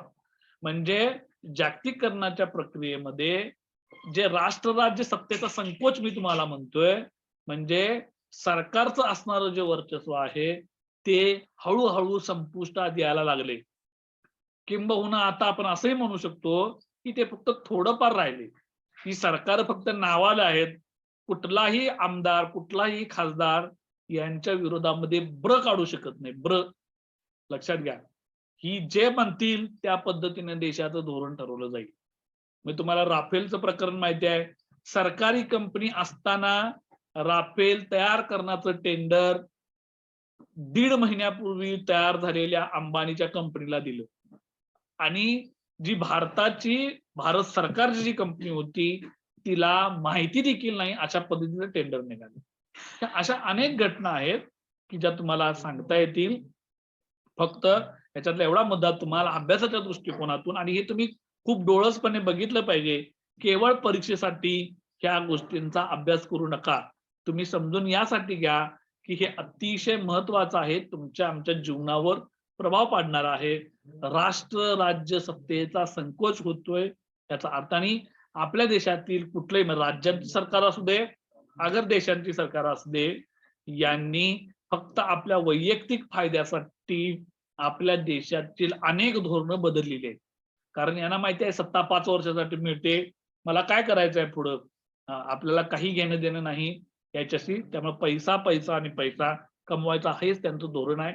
त्यामुळे अशा पद्धतीची खुले वारेमाप धोरणं अशा पद्धतीच्या सरकारांनी राबवलं आणि ते जगभर घडते. भारत त्याला काय अपवाद नाही, ते जगभर घडते. पुढचं वैशिष्ट्य आहे ते म्हणजे उपभोग्य संस्कृतीचा उदय. म्हणजे खावा प्या आणि ऐश करा हे जागतिकीकरणाच्या प्रक्रियेचं धोरण आहे. तुम्हाला मी सांगतो उदाहरणार्थ. तुम्ही मोबाईल वापरताय. तुम्ही फक्त तुमच्या कुठल्याही आवडीची वस्तू तुम्हाला पाहिजे ती सर्च करा. म्हणजे समजा तुम्हाला घड्याळ पाहिजे किंवा तुम्हाला मोबाईल पाहिजे किंवा तुम्हाला आणखी काय पाहिजे, तुम्हाला फक्त काय करायचं, पाहिजेची वस्तू ती गुगलला जाऊन सर्च करायची आणि तुम्ही गप्पा सोडून बाहेर व्हा. तुम्ही ज्यावेळी पुन्हा मोबाईल ज्यावेळी सुरू कराल त्यावेळी तुम्ही जी सर्च केलेली वस्तू आहे त्याच्या संबंधीच्या अनेक जाहिराती तुम्हाला प्रत्येक वेळी तुमच्या समोर दिसायला लागतील. तुम्हाला गरज जरी नसली तरी गरज नसताना देखील तुम्हाला तिची गरज आहे अशा पद्धतीची परिस्थिती तुमच्या समोर निर्माण करणं हे जागतिकीकरणाच्या प्रक्रियेचं सगळ्यात मोठं वैशिष्ट्य आहे. म्हणून ती सुरू आहे, म्हणून ती चालू आहे. लक्षात घ्या. तुम्हाला गरज नाही, तुम्हाला त्याची एवढी गरज नाही म्हणजे तेवढी तुम्हाला आवश्यकता नाही त्याची. म्हणजे ती वस्तू घेतली काय तुमच्या आयुष्यामध्ये कुठलाही फरक पडणार नाही. मात्र नाही मला ती वस्तू मिळायलाच पाहिजे अशा पद्धतीची भावना तुमच्या मनामध्ये निर्माण करणं हे बाजारी व्यवस्थेचं प्रमुख लक्षण आहे. लक्षात घ्या. तुम्हाला नको असलेली वस्तू ती तुम्हाला पाहिजे असं तुमचं मन तयार करणं हे जागतिकीकरणाचं फलित आहे. हे जागतिकीकरणाचं वैशिष्ट्य आहे. लक्षात घ्या. आणि मग आपण काय करतो त्या प्रक्रियेला बळी पडतो आणि त्या वस्तू आपण घेतो. तुम्ही मॉलमध्ये कधी खरेदीला गेलाय मला माहित नाही. मॉलमध्ये कधी गेलाय का? म्हणजे मोठे मोठे मॉल जसं स्टार बाजार आहे, डीमार्ट आहे. ज्यावेळी तुम्ही मॉलमध्ये खरेदीला जाता त्यावेळी अशा वस्तूंची रचना अशी केलेली असते की तुम्ही ज्या आवश्यक वस्तू तुम्हाला पाहिजेत त्या व्यतिरिक्त तुम्हाला ज्या नको आहेत की ज्यांचा वापर आपण नेहमी कधी करत नाही अशाच वस्तू जास्त तुम्ही घेऊन बाहेर पडता. म्हणजे तुमची खरेदी जर समजा 500 रुपयाची असेल तर तुम्ही 1000 रुपयाची खरेदी करून बाहेर पडता. हे जागतिकीकरणाच्या प्रक्रियेतून घडतं किंवा घडवलं जातं. नको असलेल्या वस्तू ज्या तुम्हाला आवश्यक आहेत असं तुमच्या मनावर बिंबवलं जातं. ब्रँड म्हणायचं आणि 10 रुपयाची वस्तू तुम्हाला 100 रुपयाची घ्यायला तुम्हाला भाग पडायचं. हे जागतिकीकरणाच्या प्रक्रियेचं कामच आहे आणि किंबहुना त्याच्यावरच तर ती उभी आहे. त्याला बाजारवाद म्हणतात, त्याला उपभोगवाद म्हणतात की नको असलेल्या वस्तू. बघा तुम्हाला टीव्हीवर आता कुठं तांदूळ आणि गव्हाच्या पिठाच्या जाहिराती आहेत. पण सगळ्या असणाऱ्या वस्तू सगळ्यात जास्त आपल्या टीव्हीवर वस्तू शॅम्पू, साबण कशाच्या आहेत? कोलगेट सर्वात जास्त त्याच्याच आहेत. म्हणजे आपल्याला ज्या दुय्यम दर्जाच्या, दुय्यम आवश्यक वस्तू आहेत, या वस्तू घेण्याची तुमच्या मनामध्ये निकड निर्माण केली जाते आणि आपण त्याला बळी पडतो आणि त्या वस्तू आणि दुसऱ्याच गोष्ट अशी आहे की ते की कोण भौतिक गोष्टी कोण जास्त वापरतो त्याच्यावर आपलं समाजातला दर्जा आणि स्टेटस ठरवलं. म्हणजे माझे कपडे किती हजाराचे आहेत, कुठल्या चांगल्या कंपनीचे आहेत, माझा मोबाईल ऍपल आहे का माझा मोबाईल सॅमसंग आहे, त्याच्यावर तुमची प्रतिष्ठा ठरवली जाते समाजात. मोबाईलचं काम एकच आहे काय की कॉल घेणं आणि कॉल सोडणं. पण तसं नाही. जर तुमचा ऍपलचा मोबाईल असेल तर तुम्ही तुमच्या समाजाचा स्टेटस वाढतो. हे मनावर बिंबवलं जातं. क्वालिटी आहे त्याला दर्जा आहे. त्याच्यावरून तुमची व्यक्तीजवळ स्वतःचं काय असेल नसेल हा भाग वेगळा. मात्र ती जर वस्तू तुमच्याजवळ असेल तर मात्र तुमचा दर्जा आपोआप वाढणार. अशा पद्धतीचं धोरण बाजारी व्यवस्थेतून सर्वसामान्य माणसाच्या मनावर बिंबवलं जातं. जागतिकीकरणाचे समाजावर सामाजिक आणि सांस्कृतिक स्वरूपाचे तोटे कशा पद्धतीचे झालेले आहेत. पहिला प्रभाव आहे किंवा पहिला तोटा जो आहे तो म्हणजे विषमतेत वाढ. जागतिकीकरणाच्या प्रक्रियेमुळं समाजातील आर्थिक घटकाचा जबरदस्त इम्पॅक्ट समाजावर पडलेला आहे, आर्थिक घटकावर. आणि त्याच्यामुळं एका बाजूला श्रीमंतांचा वर्ग आणि दुसऱ्या बाजूला गरीब लोकांचा वर्ग हे जसं एका समाजामध्ये बघायला मिळतं तसंच जागतिक पातळीवर देशांच्या मध्ये देखील बघायला मिळतं. म्हणजे काही देश हे जागतिकीकरणाच्या प्रक्रियेचा वापर करून किंवा त्याच्या माध्यमातून खूप श्रीमंत झालेले आहेत आणि त्याच्या दुसऱ्या बाजूला याच जागतिकीकरणाच्या माध्यमातून जे गरीब राष्ट्र आहेत, जी विकसित राष्ट्र आहेत, त्यांचा विकास होण्याऐवजी त्यांचं आर्थिक गुलामगिरी त्यांच्यावर लादण्याचं काम झालेलं आहे. म्हणजे एका बाजूला श्रीमंती आणि दुसऱ्या बाजूला गरिबी, एका बाजूला प्रचंड विकास तर दुसऱ्या बाजूला विकासासाठी धडपडत असणाऱ्या समुदायाचा आपल्याला दाखला मिळतो. म्हणजे सरसकट सर्वांचंच कल्याण जागतिकीकरणाच्या माध्यमातून किंवा तो जो विकास आहे तो सर्वांच्या पर्यंत तळागाळापर्यंत पोहोचलाय का? त्याचं उत्तर नाही असं आहे. त्याच्यामुळं विषमतेमध्ये प्रचंड मोठ्या प्रमाणावर वाढ झाली असते. एका बाजूला श्रीमंत आणि दुसऱ्या बाजूला गरीब अशा समाजातील वर्गवारी दिसायला लागते. म्हणजे एक सामाजिक स्तरीकरण आपल्याला जागतिकीकरणाच्या प्रक्रियेच्या माध्यमातून निर्माण झालेलं बघायला मिळतं. याच्या बरोबरच सांस्कृतिक देखील विषमता वाढ झालेली आहे. म्हणजे जे श्रीमंत आणि विकसित देश आहेत त्यांची जी काही जीवन पद्धती आहे ती जीवन पद्धतीत म्हणजे उच्च दर्जाची आणि चांगल्या पद्धतीतील जीवन पद्धती आहे.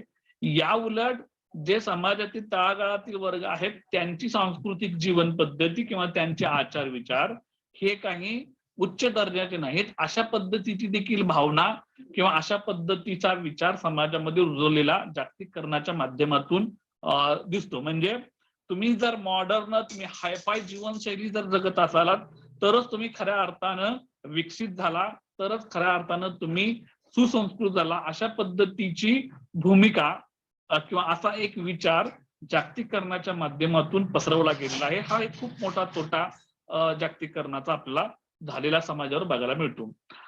2 नंबरचा जो प्रभाव आहे तो म्हणजे समाजवादी व कल्याणकारी धोरणांचा त्याग.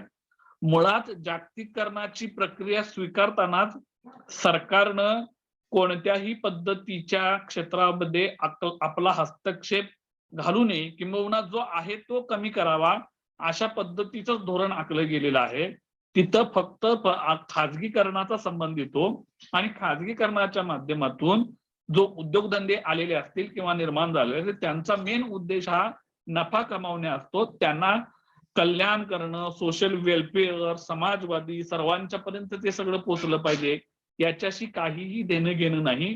किंबहुना या धोरणांचा त्यागच केला तरच तुम्हाला जागतिकीकरणाचा स्वीकार करावा लागतो. अशा पद्धतीची भूमिका जागतिकीकरणाच्या माध्यमातून घेतली गेल्यामुळं त्याला अनेक देश बळी पडलेले आहेत. किंबहुना ज्यावेळी तुम्ही युनोचा सदस्य होता किंवा तुम्ही जागतिक बँकेचा सदस्य होता, त्यावेळी तुम्हाला अशा पद्धतीची धोरणं आम्ही त्यागलेली आहेत. म्हणजे शिक्षण हे सरकार देणं हे सरकारचं काम नाही, रस्ते बांधणे हे सरकारचं काम नाही, सोशल वेलफेअर हे सरकारचं काम नाही.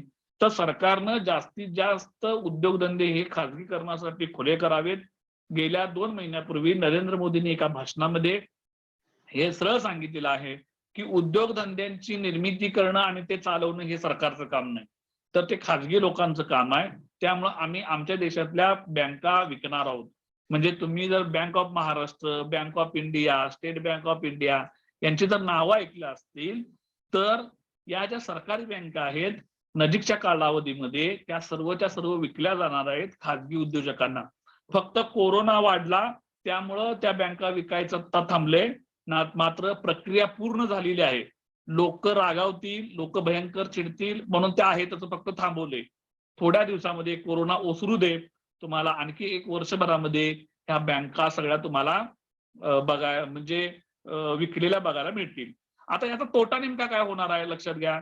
तुम्ही जर बँक ऑफ महाराष्ट्रमध्ये खातं काढायला गेला तर तुम्हाला 500 रुपये किंवा तुम्ही जनधन खातं काढलं असाल तर तुम्हाला 0 बॅलन्सवर खातं मिळतं.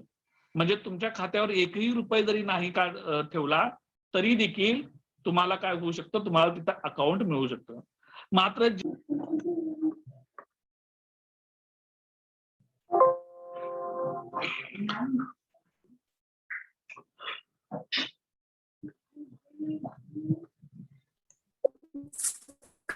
दिसत नाही ती. लिस्टिंग आली का बघा.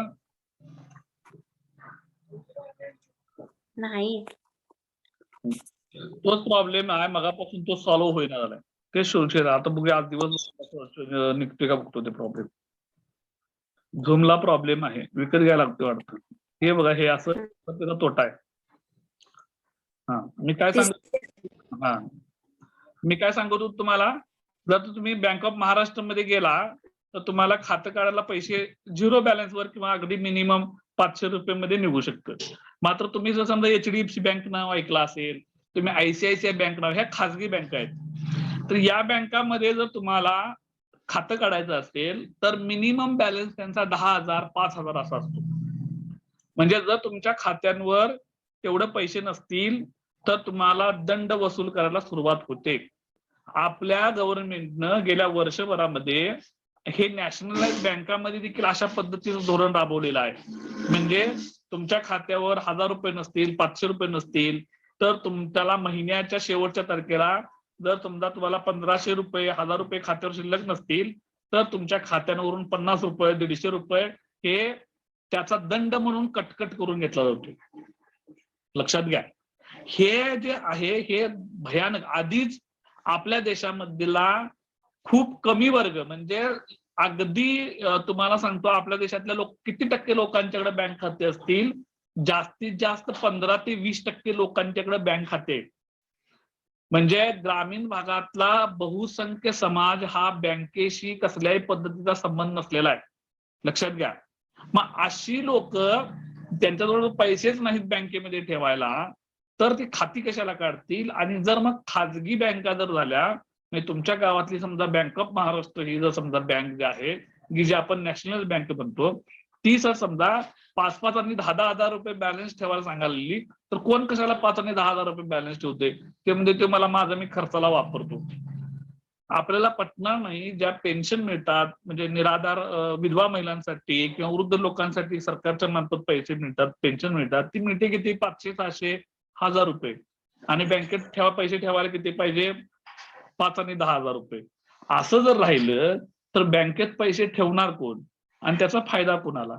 त्यामुळे जागतिकीकरणाच्या माध्यमातून जे काही धोरण खाजगीकरणाचं स्वीकारलेलं आहे त्यानं काय केलेलं आहे, समाजवादी आणि कल्याणकारी धोरणांचा त्याग केलेला. आणि तो खूप मोठा तोटा आहे, ती खूप मोठी वाईट प्रक्रिया आहे की जेणेकरून याच्यामुळे काय होणार की जी लोक या मेनस्ट्रीम समाज व्यवस्थेसाठी किंवा मेनस्ट्रीम प्रवाहामध्ये जी सहभागी होत होती ती देखील आता कुठं सहभागी होती ती पुन्हा त्या प्रक्रियेतून बाहेर पडणार आहे. तो खूप मोठा तोटा या सगळ्या प्रक्रियेचा आहे. पुढची समस्या आहे ती म्हणजे पर्यावरणाची समस्या.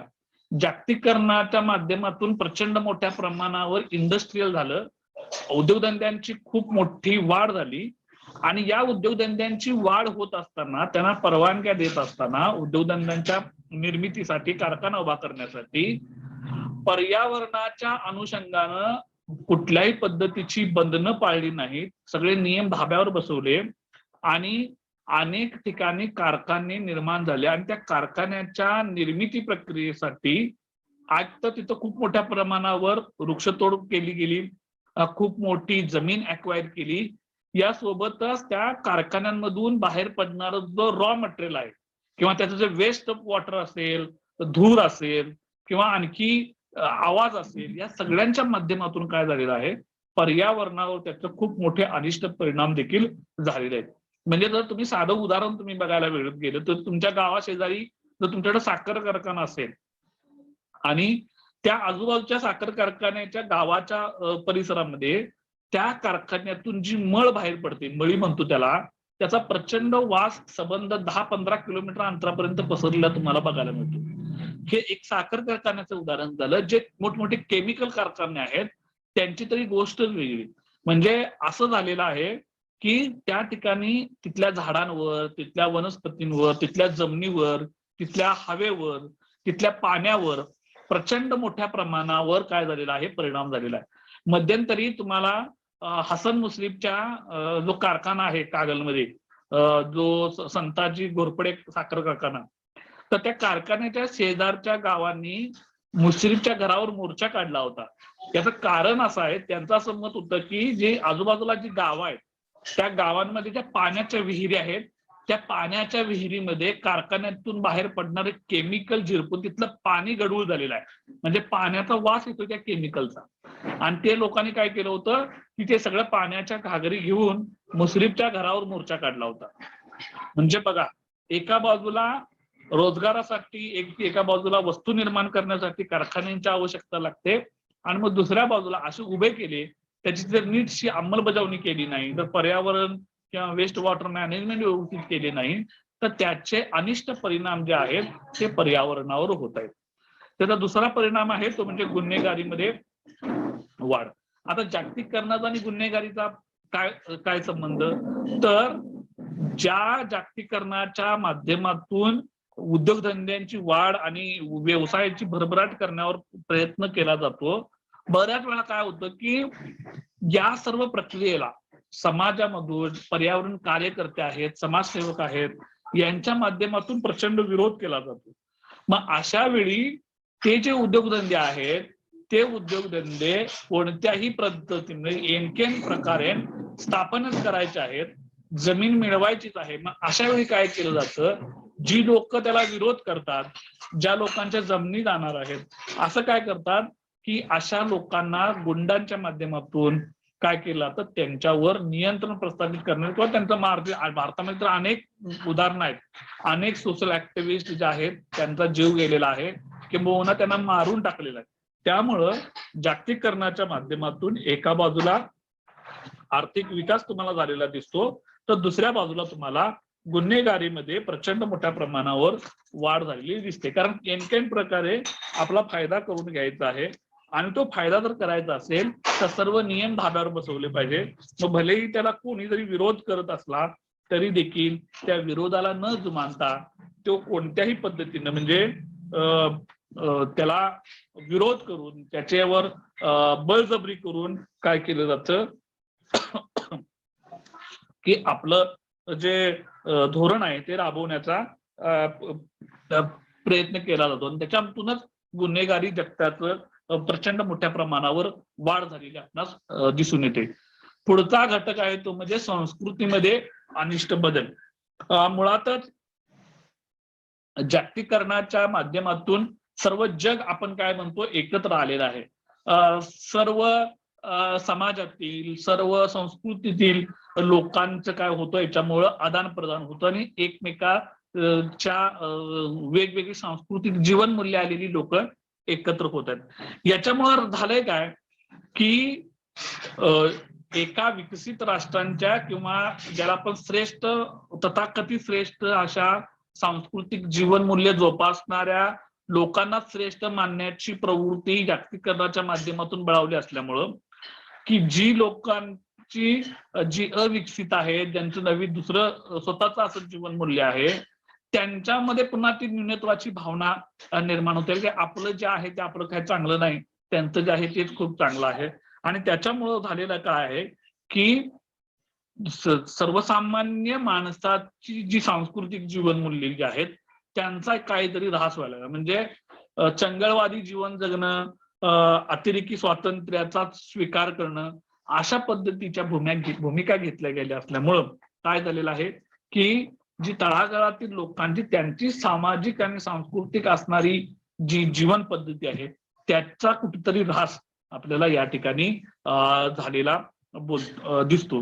म्हणजे बघा, जर तुम्ही तुमच्या समोर एखादा चांगला इंग्लिश बोलणारा माणूस आला आणि तो जर चांगले कपडे घालला तर तो खूप मॉडर्न आहे असं समजलं जातो. आणि आपण मग स्वतःला काय समजतो, आपल्याला न्यूनत्व समजतो की मला इंग्लिश बोलता येत नाही, माझ्या अंगावर कपडे चांगले नाहीत. मग ते आपल्याला आपण त्याच्याशी कम्पेअर करायला लागतो आणि मग आपली संस्कृती, आपली जीवन पद्धती कुठेतरी कमी दर्जाची आहे, निम्न दर्जाची आहे, अशा पद्धतीची भावना वाढते. आणि त्याच्यामुळे काय होतं की आपलं सांस्कृतिक डिमॉलेशन व्हायला सुरू होते. जागतिकीकरणाच्या माध्यमातून ही देखील प्रक्रिया घडून आलेली आहे. हे झाले जागतिकीकरणाचे सामाजिक आणि सांस्कृतिक तोटे. आता पुढचा जो भाग बघायचा आहे की जागतिकीकरणाचे वैयक्तिक तोटे, म्हणजे व्यक्तिगत तोटे. म्हणजे समाज म्हणून तर समाजावर, त्याच्या समाजाच्या अनेक क्षेत्रावर, अनेक अंगांवर जागतिकीकरणाचा परिणाम झालेच आहे. मात्र व्यक्तींवर देखील, म्हणजे इंडिव्हिज्युअल एका व्यक्तीवर देखील जागतिकीकरणाचा प्रचंड मोठा तोटा झालेला आहे. म्हणजे कुठलं? बेकारीमध्ये वाढ. जागतिकीकरणाच्या प्रक्रियेमध्ये उद्योगधंद्यांची वाढ मोठ्या प्रमाणावर झाली असल्यामुळं बहुतांशी कामं ही यंत्रांच्याच माध्यमातून केली जातात आणि जास्तीत जास्त यंत्राचा वापर हे जागतिकीकरणाचं उद्दिष्ट आहे किंवा जागतिकीकरणाचं स्ट्रक्चरच तशा पद्धतीचं आहे. त्यामुळं जे काम करण्यासाठी 100 लोक लागतील ते काम यंत्राच्या माध्यमातून 10 लोक करू शकतात. त्यामुळं उरलेल्या 90 लोकांच्या वाट्याला बेकारी आलेली आहे प्रचंड मोठ्या प्रमाणावर. आणि आत्ताचा आपल्या देशातला किंवा संबंध जगभरातला सगळ्यात मोठा क्रायसिस कुठला जर असेल तर तो म्हणजे बेकारी असलेली, प्रचंड मोठ्या प्रमाणामध्ये बेकारी असलेली. तुम्हाला एक गोष्ट सांगतो की जर 140 कोटी लोकसंख्या असेल तर 140 कोटी लोकसंख्यांच्या गरजा भागवण्यासाठी ज्या आवश्यक वस्तू आहेत, ज्या आवश्यक काही घटक असेल ते लागणारच. मग ते निर्माण करण्यासाठी लोकांना काम करावं लागणार. मग ते जर निर्माण करायसाठी लोकांना जर काम करावं असेल तर मग त्या प्रमाणात लोकांना काम मिळत नाही, हा त्याचा प्रश्न आहे. याचं सरळ कारण आहे की यांत्रिकीकरणाचा खूप मोठ्या प्रमाणावर वाढ झाली असल्यामुळं आणि दुसऱ्या बाजूला लोकसंख्येची भरमसाठ वाढ झाली असल्यामुळं उद्योग आणि त्या उद्योगातून निर्माण होणारे रोजगार याचं प्रमाण प्रचंड मोठ्या प्रमाणात विषम आहे. आणि त्याच्यामुळं जागतिकीकरणामुळं बेकारीमध्ये प्रचंड मोठ्या प्रमाणावर वाढ झालेली आपणास दिसतो. दुसरे आहे जागतिकीकरणामुळं काय झालं, वृद्धांच्या समस्या. जागतिकीकरणाचा आणि वृद्धांच्या समस्येचा काय संबंध येतो तर याचं कारण असं आहे की उद्योगधंद्याच्या माध्यमातून जो रोजगार निर्माण होतोय तो रोजगाराच्या प्राप्तीसाठी जो तरुण आणि कुशल युवक आहे तो काय करतो, एका शहरातून दुसऱ्या शहरामध्ये स्थलांतर करतो किंवा शहरांपेक्षा आपण परदेशात देखील म्हणतो. याचं उदाहरण द्यायचं झालं तर जगामध्ये सर्वात जास्त दुसऱ्या देशाची लोक कोण राहत असतील तर ती भारताची आहेत. भारतामधली लोक आखाती देश, इंग्लंड म्हणजे युरोप देश आणि अमेरिका याच्यामध्ये सर्वात जास्त कुठल्या देशाची लोक असतील तर ती भारतातील लोक आहेत.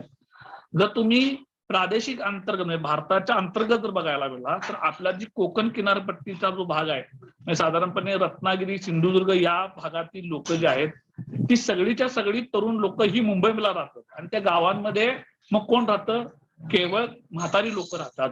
मग तरुण लोक रोजगाराच्या निमित्तामुळं बाहेर गेल्यामुळं त्या ज्या घरी राहिलेल्या वृद्ध लोकांचा जो प्रॉब्लेम आहे तो खूप मोठा निर्माण झालेला आहे. किंबहुना परदेशामध्ये राहिलेले देखील घरामध्ये इथं म्हातारी आणि त्यांची मुलं फॉरेनला, मुलं मोठ्या शहरांमध्ये, अशा पद्धतीचे स्थलांतर खूप मोठ्या पद्धतीनं झालेलं असल्यामुळं वृद्धांच्या समस्येमध्ये त्यांचा सेवा करण्यामध्ये किंवा त्यांच्या पालन पोषणामध्ये प्रचंड मोठ्या समस्या आपल्याला निर्माण झालेल्या आहे. मग त्यांच्याजवळ काय प्रेमानं बोलणारी, आपुलकीनं त्यांची चौकशी करणारी माणसं कोण त्यांच्या जवळ असलेली आपणास दिसून येत नाही. तिसरी समस्या आहे तरुण पिढीच्या समस्या. पुन्हा तरुण पिढी म्हणजे कोण, जे आपण शिक्षण घेऊन रोजगार मिळवण्यासाठी किंवा अर्थार्जन करण्यासाठी तयार झालेले आहे, मात्र त्यांना म्हणावे तसे त्यांच्या आवडीनुसार काम मिळत नाही, त्यांना तशा पद्धतीची क्षेत्र उपलब्ध नाहीत. आणि बऱ्याच वेळा की जागतिकीकरणाच्या माध्यमातून होतंय काय की इथं स्पर्धा आणि शोध हे प्रचंड मोठ्या प्रमाणावर गतिशीलतेने घडून येतात. म्हणजे इथं कॉम्पिटिशन प्रचंड मोठं आहे. इथं स्पर्धेशिवाय कुणालाही स्थान नाही आणि जी व्यक्ती स्पर्धेमध्ये टिकत नाही ती त्याच्यातून पूर्णपणे बाद होते किंबहुना स्वतःचा जीव देखील गमावू शकते. त्यामुळं प्रत्येक वेळी तुम्हाला नवं तंत्रज्ञान आत्मसात करण्यासाठी तयार व्हावं लागतं. तुम्हाला नव्या गोष्टी शिकायला तुम्हाला तयार होऊन तुम्ही त्या नव्या समस्यांना तोंड द्यावं लागतं. जर तुम्ही या सगळ्या गोष्टींना ऍडजस्ट करू शकला नाही तर तुमच्या वाट्याला प्रचंड मोठं नैराश्य येऊ शकतं. तुम्हाला कॉम्प्युटरच्या बाबतीत तरी आज एवढी प्रचंड मोठी क्रांती झालेली आहे. जर एखाद्या मुलानं कॉम्प्युटर डिप्लोमा केला आणि तो शिकत असताना त्यानं शिकलेला सिलेबस आणि तो बाहेर पडतानाची परिस्थिती म्हणजे त्याच्यापेक्षा नवं काय ते त्याच्यासमोर आलेलं असतं, म्हणजे आउट ऑफ सिलेबस तुम्ही होऊन जाता. तर ही नवं तंत्रज्ञान, नव्या गोष्टी तुम्हाला सतत शिकण्यासाठी तयार व्हावं लागतं. याच्यातून पुन्हा काय होतं, मानसिक तणाव, प्रचंड मोठा त्रास होतो, कामाचा प्रचंड मोठा त्रास असतो. आणि ह्या जागतिकीकरणाच्या माध्यमातून खाजगीकरणाच्या क्षेत्रामध्ये तुम्हाला सगळे टार्गेट ओरिएंटेड वर्क असतं. लक्षात घ्या, तुम्हाला पॅकेज हा शब्द तुम्ही ऐकला असेल की जर तुम्ही 15 दिवसामध्ये, महिन्यामध्ये तुम्हाला दिलेलं तुम्ही काम व्यवस्थित केला नाही तर तुमची सॅलरी कट. लक्षात घ्या, तुम्ही वेळेत गेला नाही तर तुमची सॅलरी कट. तुम्हाला लागले काय, तुम्ही आजारी आहात का, तुम्हाला तुमच्या दुसऱ्या कुठल्या वैयक्तिक प्रॉब्लेम आहेत काय, हे विचार करायला, हे समजून घ्यायला तिथं कोणीही हजर राहणार नाही. ते फक्त तुमच्याकडे एक यंत्र म्हणून बघतात आणि यंत्रासारखं काम करून घेतात. जर त्याने तुम्हाला महिन्याला ₹1,00,000 पगार दिला असेल तर तुमच्याकडून 10 लाखाचं काम कसं करून घ्यायचं हे त्यांच्याजवळ पूर्णपणे योजना तयार असतात. आणि मग ते 10 लाखाचं टार्गेट कंप्लीट करण्यासाठी व्यक्तीच्या मनावर जो काय मानसिक ताणतणाव पडतो तो खूप प्रचंड मोठा असतो. त्यामुळं जागतिकीकरणाच्या माध्यमातून जे व्यक्तिगत तोटे झालेले आहेत ते खूप मोठे आहेत. म्हणजेच या कालखंडामध्ये जे तरुण मुलांचे हार्ट अटॅकनं किंवा अकाली जे निधन येत आहेत त्याचं कारण हायपरटेन्शन आहे. लक्षात घ्या, किंवा हार्टचे डिसीज ज्या लोकांना होत आहेत त्याचं कारण या प्रक्रियेमध्ये दडलेले आहेत की तुम्हाला एक यंत्र म्हणून तुमच्याकडून भरमसाठ कामं करून घेतली जातात आणि ते कंप्लीट करण्यासाठी तुम्हाला कुठल्याही पद्धतीच्या काय एक्सक्युजेस दिले जात नाहीत. तुम्ही ते कंप्लीट करणं हे तुमचं टार्गेट आहे. जर तुम्ही टार्गेट कंप्लीट केला नाही तर तुमच्यावर दंड हा बसणार आणि ते तुम्ही जर वारंवार करत असाल तर तुम्हाला तात्काळ त्या नोकरीवरून काढून देखील टाकलं जाऊ शकतं. तुम्हाला तुमच्या नोकरीची गॅरंटी देखील देता येत नाही. म्हणजे तुम्हाला हा आत्ताचा पिरियड ना तो हा खूप बोलका आहे.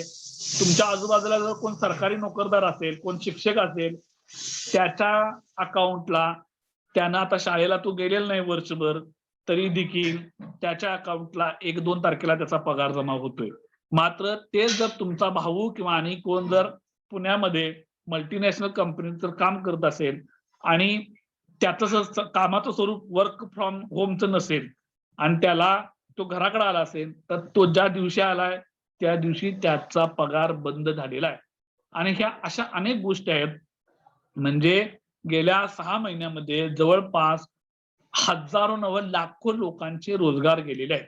लक्षात घ्या, आणि त्या रोजगार गेल्यामुळं त्यांच्यासमोर जगण्याचा प्रश्न खूप मोठा आहे. या मल्टीनॅशनल कंपन्या हे एम्प्लॉईची गॅरंटी घेत नाहीत.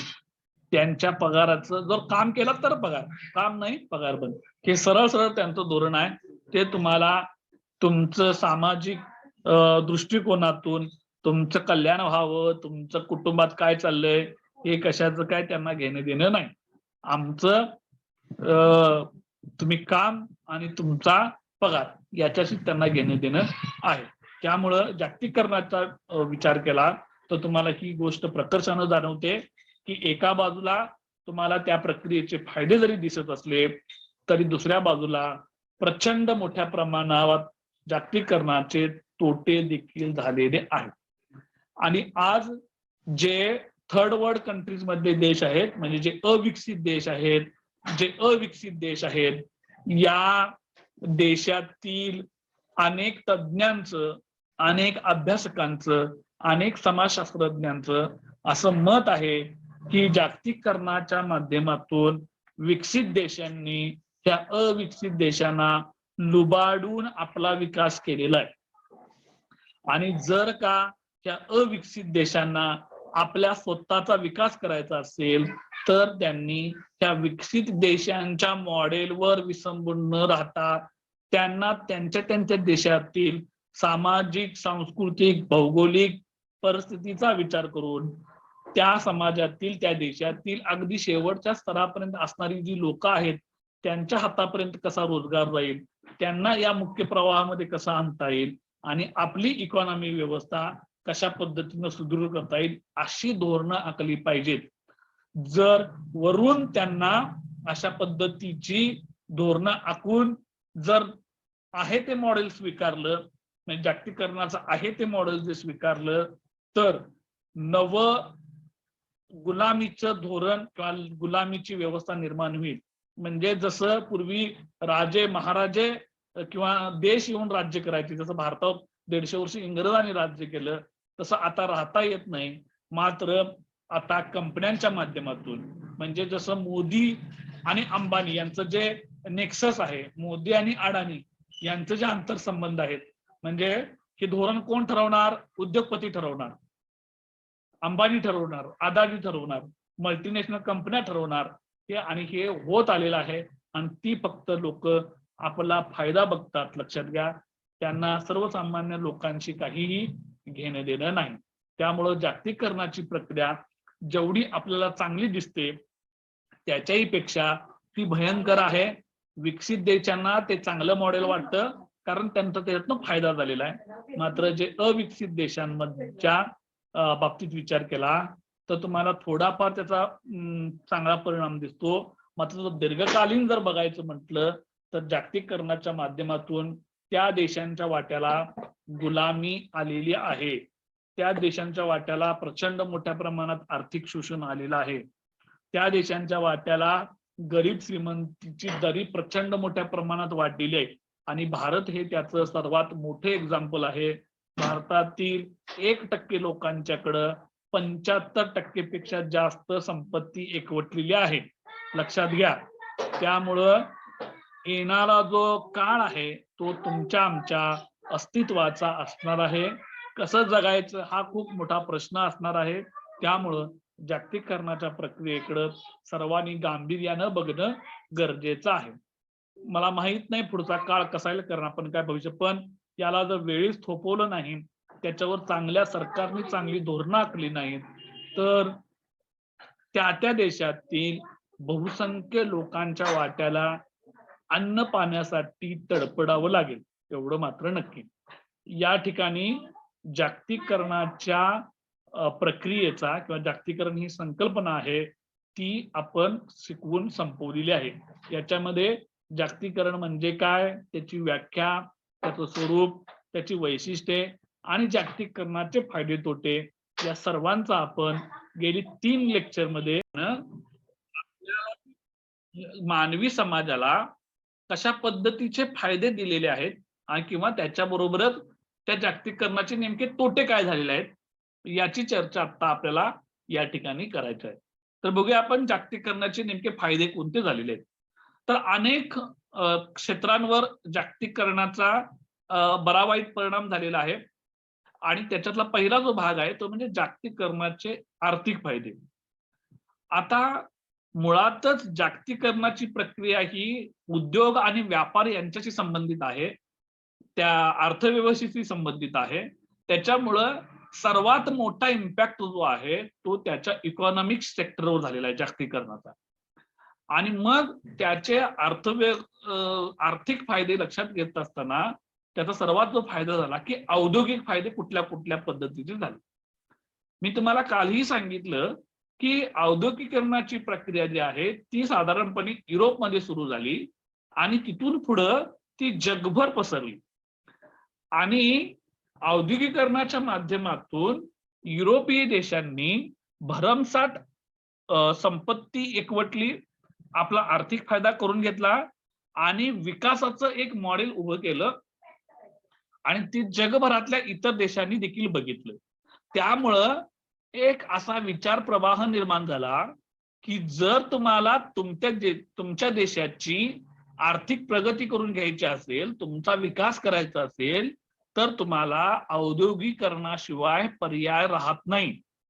त्यामुळं इंडस्ट्रियलायझेशन मोठ्या प्रमाणावर करणं, लोकांना त्याच्या माध्यमातून रोजगार उपलब्ध करून देणं हा विकासाचा एक खूप चांगला मार्ग आहे, एक चांगला पाथ आहे. अशा पद्धतीचा विचार जगभर पसरला, किंबहुना तो दृढ झाला आणि त्या सर्वांचीच री जगभरातील इतर देशांनी देखील ओढली. आपल्या भारताचंच उदाहरण द्यायचं झालं तर आपल्याकडं ब्रिटिशांचं 150 वर्ष राज्य होतं. ब्रिटिश इथं व्यापारासाठीच आले होते हे आपल्याला माहिती आहे. आणि ब्रिटिशांनी त्यांच्या यांत्रिक प्रगतीचा, यांत्रिक नव्या शोधांचा फायदा घेऊन त्यांनी काय केलं, इथला कच्चा माल आपल्या देशामध्ये नेला आणि त्याच्यावर प्रक्रिया करून, म्हणजे त्यांच्या उद्योगधंद्यामध्ये प्रक्रिया करून तोच माल आपल्याकडं आणून विकला आणि मग त्यांनी भरमसाठ पैसा इकडून तिकडे नेला. हे करत असतानाच ब्रिटिशांनी भारतामध्ये अनेक पद्धतीचे इथे औद्योगिकरण करण्याचा, रस्ते बांधणीचा, कारखाने उभारणीचा देखील प्रयोग केला आणि त्यांचा उद्देश सुरुवातीला त्यांचा फायदा करणे होता, हा होता, हे आपण काही नाकारून चालणार नाही. मात्र स्वातंत्र्यानंतर देखील भारताच्या पहिलं जे सरकार होतं, नेहरू सरकार, यांनी देखील आर्थिक विकासावर भर दिलेला, इंडस्ट्रियलायझेशनचा वापर करण्यावर किंवा वाढ करण्यावर मोठ्या पद्धतीनं भर दिलेला दिसतो. म्हणजेच आपल्या देशाची गेल्या 60-70 वर्षांमध्ये जी काही आर्थिक प्रगती झालेली आहे त्याची मुळं आपल्याला औद्योगिकरणाच्या एकूण स्वीकारामध्ये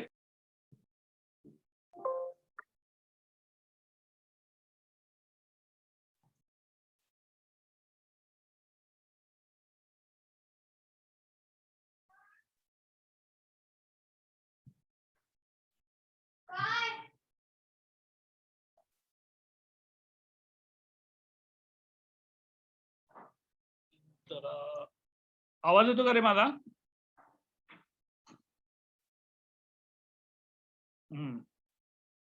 हा येतोय सर. हा, ते पुन्हा तसंच व्हायला लागले, बंद पडायला लागले. झूम ऍप बंद पडायला लागले, रिस्टार्ट व्हायला लागले.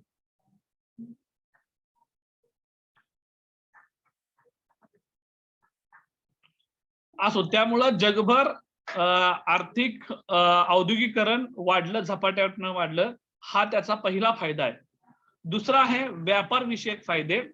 जसं जसं औद्योगिकरण वाढलं तस तसं त्या उद्योगधंद्यांच्या माध्यमातून निर्माण होणारा माल जो आहे, पक्का माल जो आहे, तो जगभर पसरवण्यासाठी व्यापारी दृष्टिकोनाची वाढ मोठ्या प्रमाणावर झाली किंवा व्यापार विषयक नवीन कायदे केले गेले आणि त्याच्या माध्यमातून एका देशातील निर्माण होणारा माल दुसऱ्या देशामध्ये घेऊन जाण्याची प्रक्रिया वाढली. किंबहुना तशा पद्धतीचं धोरणच आखलं गेलं. कारण आपल्याला माहिती आहे की मानवी समाजाच्या गरजा अनेक आहेत, मात्र आपण सर्वच वस्तू आपल्या समाजामध्ये किंवा आपल्या देशामध्ये निर्माण करू शकत नाही. आपल्याला अनेक वस्तूंवर दुसऱ्या देशातल्या उत्पादनांवर अवलंबून राहावं लागतं. त्यामुळं आपल्याला आपली व्यापार विषयक धोरणं बदलणं गरजेचं आहे. आणि मग याचाच परिणाम म्हणजे जागतिकीकरणाच्या माध्यमातून जग एक खेडा आहे आणि मग इकडच्या देशातील माल तिकडच्या देशात नेण्याची प्रक्रिया खूप मोठ्या प्रमाणावर वाढली आणि मग व्यापारी दृष्टिकोनातून प्रचंड मोठा फायदा झालेला आपणास दिसून येतो. 3 नंबरचा आर्थिक क्षेत्रातील फायदा आहे तो म्हणजे सेवा क्षेत्रातील फायदे. सेवा क्षेत्र म्हणजे जसं की कम्युनिकेशन आहे, माहितीचं आदान प्रदान आहे, या गोष्टींचा खूप मोठ्या प्रमाणावर वाढ झाली. जसं की तुम्ही टीव्ही चॅनलच्या माध्यमातून जे सर्व गोष्टी बघता, इंटरनेटच्या माध्यमातून बघता किंवा तुम्ही फेसबुकच्या माध्यमातून बघता, या सर्वांचा जो बेस जो आहे तो म्हणजे सेवा क्षेत्र, की सेवा देणे. तुम्ही कशा पद्धतीची सेवा देताय तुमच्या ग्राहकांना त्याच्यावर खूप मोठा परिणाम पडतो, खूप मोठा परिणाम होत असल्यामुळं होतं काय की सेवा क्षेत्राला खूप मोठा वाव म्हणजे आत्ताच जग जर बघितला तर तुम्ही ग्राहकापर्यंत तुम्ही कशा पद्धतीच्या सेवा देताय त्यावर त्या एखाद्या कंपनीचं यश तुम्हाला अवलंबून आहे. म्हणजे तुम्ही आता स्विगी नाव ऐकलं असेल, तुम्ही अमेझॉनचं नाव ऐकलं असेल, तुम्ही फ्लिपकार्टचं नाव किंवा स्नॅपडीलचं नाव ऐकलं असेल, म्हणजे स्विगी तरी किंवा झोमॅटोचं नाव असेल, हे म्हणजे सेवा सेक्टर आहे सगळं. किंवा तुम्ही टेलिकॉम सेक्टरमध्ये असेल, हे सगळं सेवा क्षेत्रामध्ये येते. म्हणजे आज मेट्रोपॉलिटन सिटीमध्ये तुम्ही फक्त एका क्लिक करा, तुम्हाला जे हवे ती भाजी तुम्हाला तुमच्या घरपोच मिळणार. तुम्हाला पाहिजे ते खायचा पदार्थ तुम्हाला स्विगीच्या माध्यमातून तुम्ही ऑर्डर केला की तुम्हाला 15-20 मिनिटांमध्ये तुमच्या दारात हजर राहणार. म्हणजे जागतिकीकरणाचा हा एक मोठा फायदा झाला की सेवा क्षेत्रामध्ये प्रचंड मोठ्या प्रमाणावर वाढ झालेली आपणास दिसून येते. म्हणजे तुम्हाला आता एखादं पुस्तक हवं आहे, ते भारतामध्ये मिळत नाही, मात्र ते अमेरिकेमध्ये उपलब्ध आहे. तुम्हाला 8 दिवसामध्ये अमेरिकेमध्ये असलेलं पुस्तक तुम्हाला भारतातल्या तुमच्या गावामध्ये उपलब्ध होऊ शकतं. एवढ्या पद्धतीची सेवा सेक्टरचा डेव्हलपमेंट झालेला आहे. म्हणजे अनेक प्रकारच्या दळणवळणाच्या सोयी सुविधा उपलब्ध झालेल्या आहेत. किंबहुना तुम्ही आज इंटरनेटच्या माध्यमातून जगातल्या कुठल्याही विद्यापीठातील लायब्ररी ऍक्सेस करू शकता. हा तुम्हाला त्याचा फायदा आहे. म्हणजे जागतिकीकरणाच्या माध्यमातून या सगळ्या गोष्टींवर प्रचंड मोठा परिणाम झाला, त्याची वाढ देखील झालेली आपणास दिसून येते. बँकिंगचं क्षेत्र आहे, तुम्हाला माहिती आहे तुमच्या मोबाईलमध्ये तुमची सगळी आता बँक आहे. म्हणजे तुम्हाला बँकेत जायची गरज नाही, तुम्ही तुमच्या मोबाईलच्या माध्यमातून सगळे आर्थिक व्यवहार करू शकता.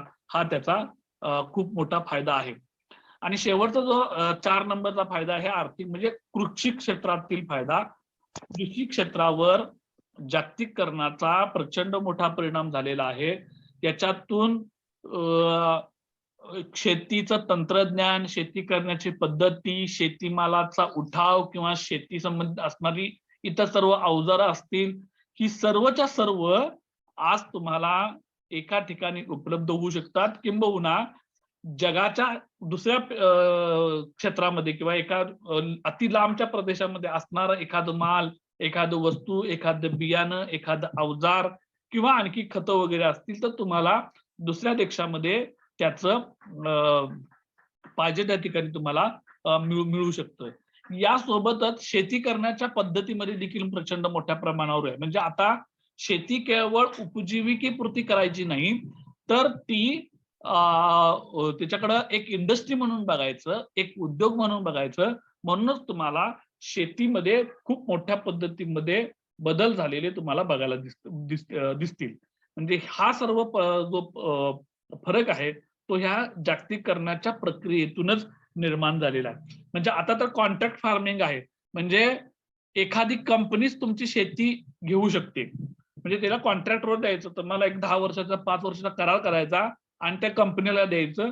कंपनी येणार, सगळं तुम्हाला शेती करून देणार, फक्त तुम्ही बाहेरनं गप्प बसायचं. आत्ताचे जे केंद्र सरकारने जे 3 कायदे आणलेले आहेत, शेतीविषयक 3 कायदे, हे अशा पद्धतीच्या कॉन्ट्रॅक्ट फार्मिंग साठीच आणलेले आहेत.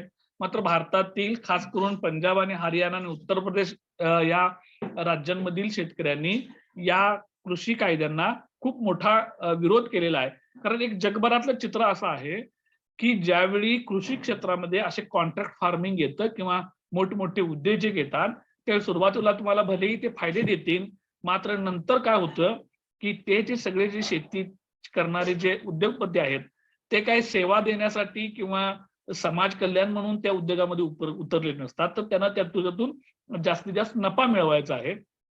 आणि जर नफा मिळवणं हे त्यांचा जर उद्देश असेल, तर सुरुवातीला तुम्हाला त्यांच्याकडून स्वस्तात मिळणारे किंवा अति पैसे मिळणारे जरी धोरण वाटत असेल, तर नंतरच्या कालखंडामध्ये त्यांची एकदा मोनोपॉली तयार झाली की ते देतील ती वस्तू तुम्हाला त्या किमतीला तुम्हाला घ्यावी लागेल, किंबहुना तुमच्यावरच त्या शेतीवरचं स्वामित्व तुमचं नसतात येईल.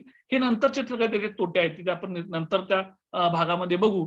मात्र कृषी क्षेत्रामध्ये मात्र जागतिकीकरणाच्या माध्यमातून खूप मोठा बदल झालेला आपणास दिसून येतो.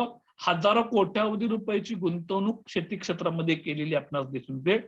आपल्याकडची शेती साधारणपणे जी केली आहे ती केवळ आपण उदरनिर्वाहापुरती करतो. आपल्याकडं खूप मोठं प्लॉटिंग नसतं. म्हणजे खास करून आपल्या या भागामध्ये जे आहे ते उदरनिर्वाहापुरतं आणि कुटुंबाच्या बाबतीत असणारे त्या शेतीचं तुकडीकरण ह्या सगळ्या गोष्टी आहेत. त्यामुळं आपल्याला त्याचं मोठं कॉन्ट्रॅक्ट फार्मिंग आणि या गोष्टी कळत नाहीत. मात्र ज्या ठिकाणी हजारो हेक्टर जमीन असते, एकच एक पीक तुम्ही जवळ 10-10, 15-15 हेक्टर ज्या बघताय, त्या क्षेत्रामध्ये हे मोठ्या पद्धतीचे बदल तुम्हाला दिसून येतात. तर हे झाले जागतिकीकरणाचे आर्थिक फायदे, उद्योग विषयक, व्यापार विषयक, सेवा क्षेत्रातील आणि कृषी क्षेत्रातील फायदे. तर पुढचा फायद्याचा प्रकार आहे तो म्हणजे सामाजिक व सांस्कृतिक फायदे. त्याच्यातला पहिला घटक आहे तो म्हणजे जग जवळ आलं. अर्थातच जागतिकीकरणाच्या माध्यमातून कम्युनिकेशन आणि दळणवळणाच्या संप्रेषणाच्या मध्ये क्षेत्रामध्ये प्रचंड मोठी क्रांती झाली. टीव्ही, इंटरनेट, मोबाईल, हवाई वाहतूक आणि इतर सर्व क्षेत्राशी संबंधित प्रचंड मोठ्या प्रमाणावर बदल झाला. त्याच्यामध्ये स्पीड ही गोष्ट खूप महत्वाची आली, त्याच्यामध्ये गती ही गोष्ट महत्वाची आली आणि त्यामुळं संपूर्ण जग जे आहे ते संपूर्ण जग जवळ आलेलं आहे. म्हणजे एका देशामधली घडलेली घटना ही दुसऱ्या देशामध्ये पोहोचायला अगदी काही सेकंद लागतात. म्हणजे आता तर आपण जो तास घेतो हे त्याच गणित आहे, त्याच उदाहरण आहे की आपण अनेक ठिकाणी वेगवेगळ्या ठिकाणी एकत्र असून देखील आज आपण झूमच्या माध्यमातून एकत्र आलो. ह्या सगळ्याचा सगळा परिणाम तो म्हणजे जागतिकीकरणानं निर्माण केलेलं नवं तंत्रज्ञान आणि केलेली प्रगती. त्यामुळं जग जवळ आलेलं आहे. दुसरं आहे बौद्धिक व सामाजिक जागृती.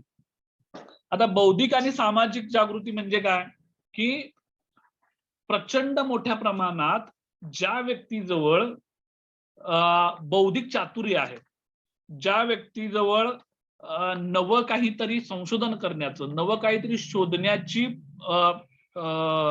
कुवत आहे, अशा व्यक्तींना जागतिकीकरणानं प्रचंड मोठा वाव दिला आणि इथं नव्या संशोधनाला नेहमीच महत्वाचं स्थान दिलं गेलं आणि त्याच्यामुळं एका देशातील बौद्धिकता दुसऱ्या देशाच्या विकासाला पूरक ठरली.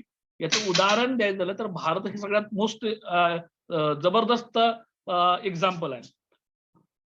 अमेरिकेमधली जी सिलिकॉन व्हॅली आहे, अमेरिकेमधलं जे सॉफ्टवेअर आणि त्याच्याशी संबंधित असणारं सगळं संशोधन आहे ते भारतातल्या इंजिनियरनी जाऊन केलेलं आहे. म्हणजे तुम्हाला पटणार नाही, भारतातील जे काय सर्व इंजिनियर आणि जे कंपन्यांसाठी जी लोक गेलेले आहेत ते 99% भारतातून अमेरिकेमध्ये गेले. त्यांनी त्यांना पगार दिला, सगळ्या सुविधा दिल्या आणि सांगितलं की तुम्ही तुमच्या बुद्धिमत्तेला जे काय असेल ते करा. त्यांना वाव दिला आणि मग त्याच्यातून अनेक गोष्टी भारतातील इंजिनियरनी निर्माण केल्या, नवीन संशोधन केली. त्याचा सगळा फायदा जो आहे तो सगळ्या जगाला व्हायला लागला आणि त्याच्यामुळं झालं असं की लोकांच्या मनामध्ये एक पद्धतीची जागृती निर्माण झाली की जर माझ्याजवळ नवं काहीतरी असेल, माझ्याजवळ नवं शिकण्याची काहीतरी कुवत असेल किंवा उमेद असेल तर त्याला तिथं पाठबळ मिळू शकतं किंवा त्याला संधी मिळू शकते. हा विचार, बौद्धिक जागृतीचा विचार जगभर पसरला जागतिकीकरणाच्या माध्यमातून. तुम्हाला माहिती आहे गुगलचा सीईओ भारतातला आहे, सुंदर पिचई त्याचं नाव आहे. म्हणजे एवढ्या मोठ्या कंपनीचा सीईओ जो आहे तो भारतातला आहे. म्हणजे भारतातला असून तो अमेरिकेत जाऊन तो एवढ्या मोठ्या पदापर्यंत पोहोचला. ही एक जी जाणीव आहे ती जाणीव जगभरातल्या लोकांना दिली की तुम्ही नवं काहीतरी करू शकला की तर तुम्हाला तिथं वाव आहे, एवढं मात्र नक्की. 3 नंबरचा जे आहे तो म्हणजे सामाजिक सांस्कृतिक फायदा, लोकशाही पोषक वातावरण.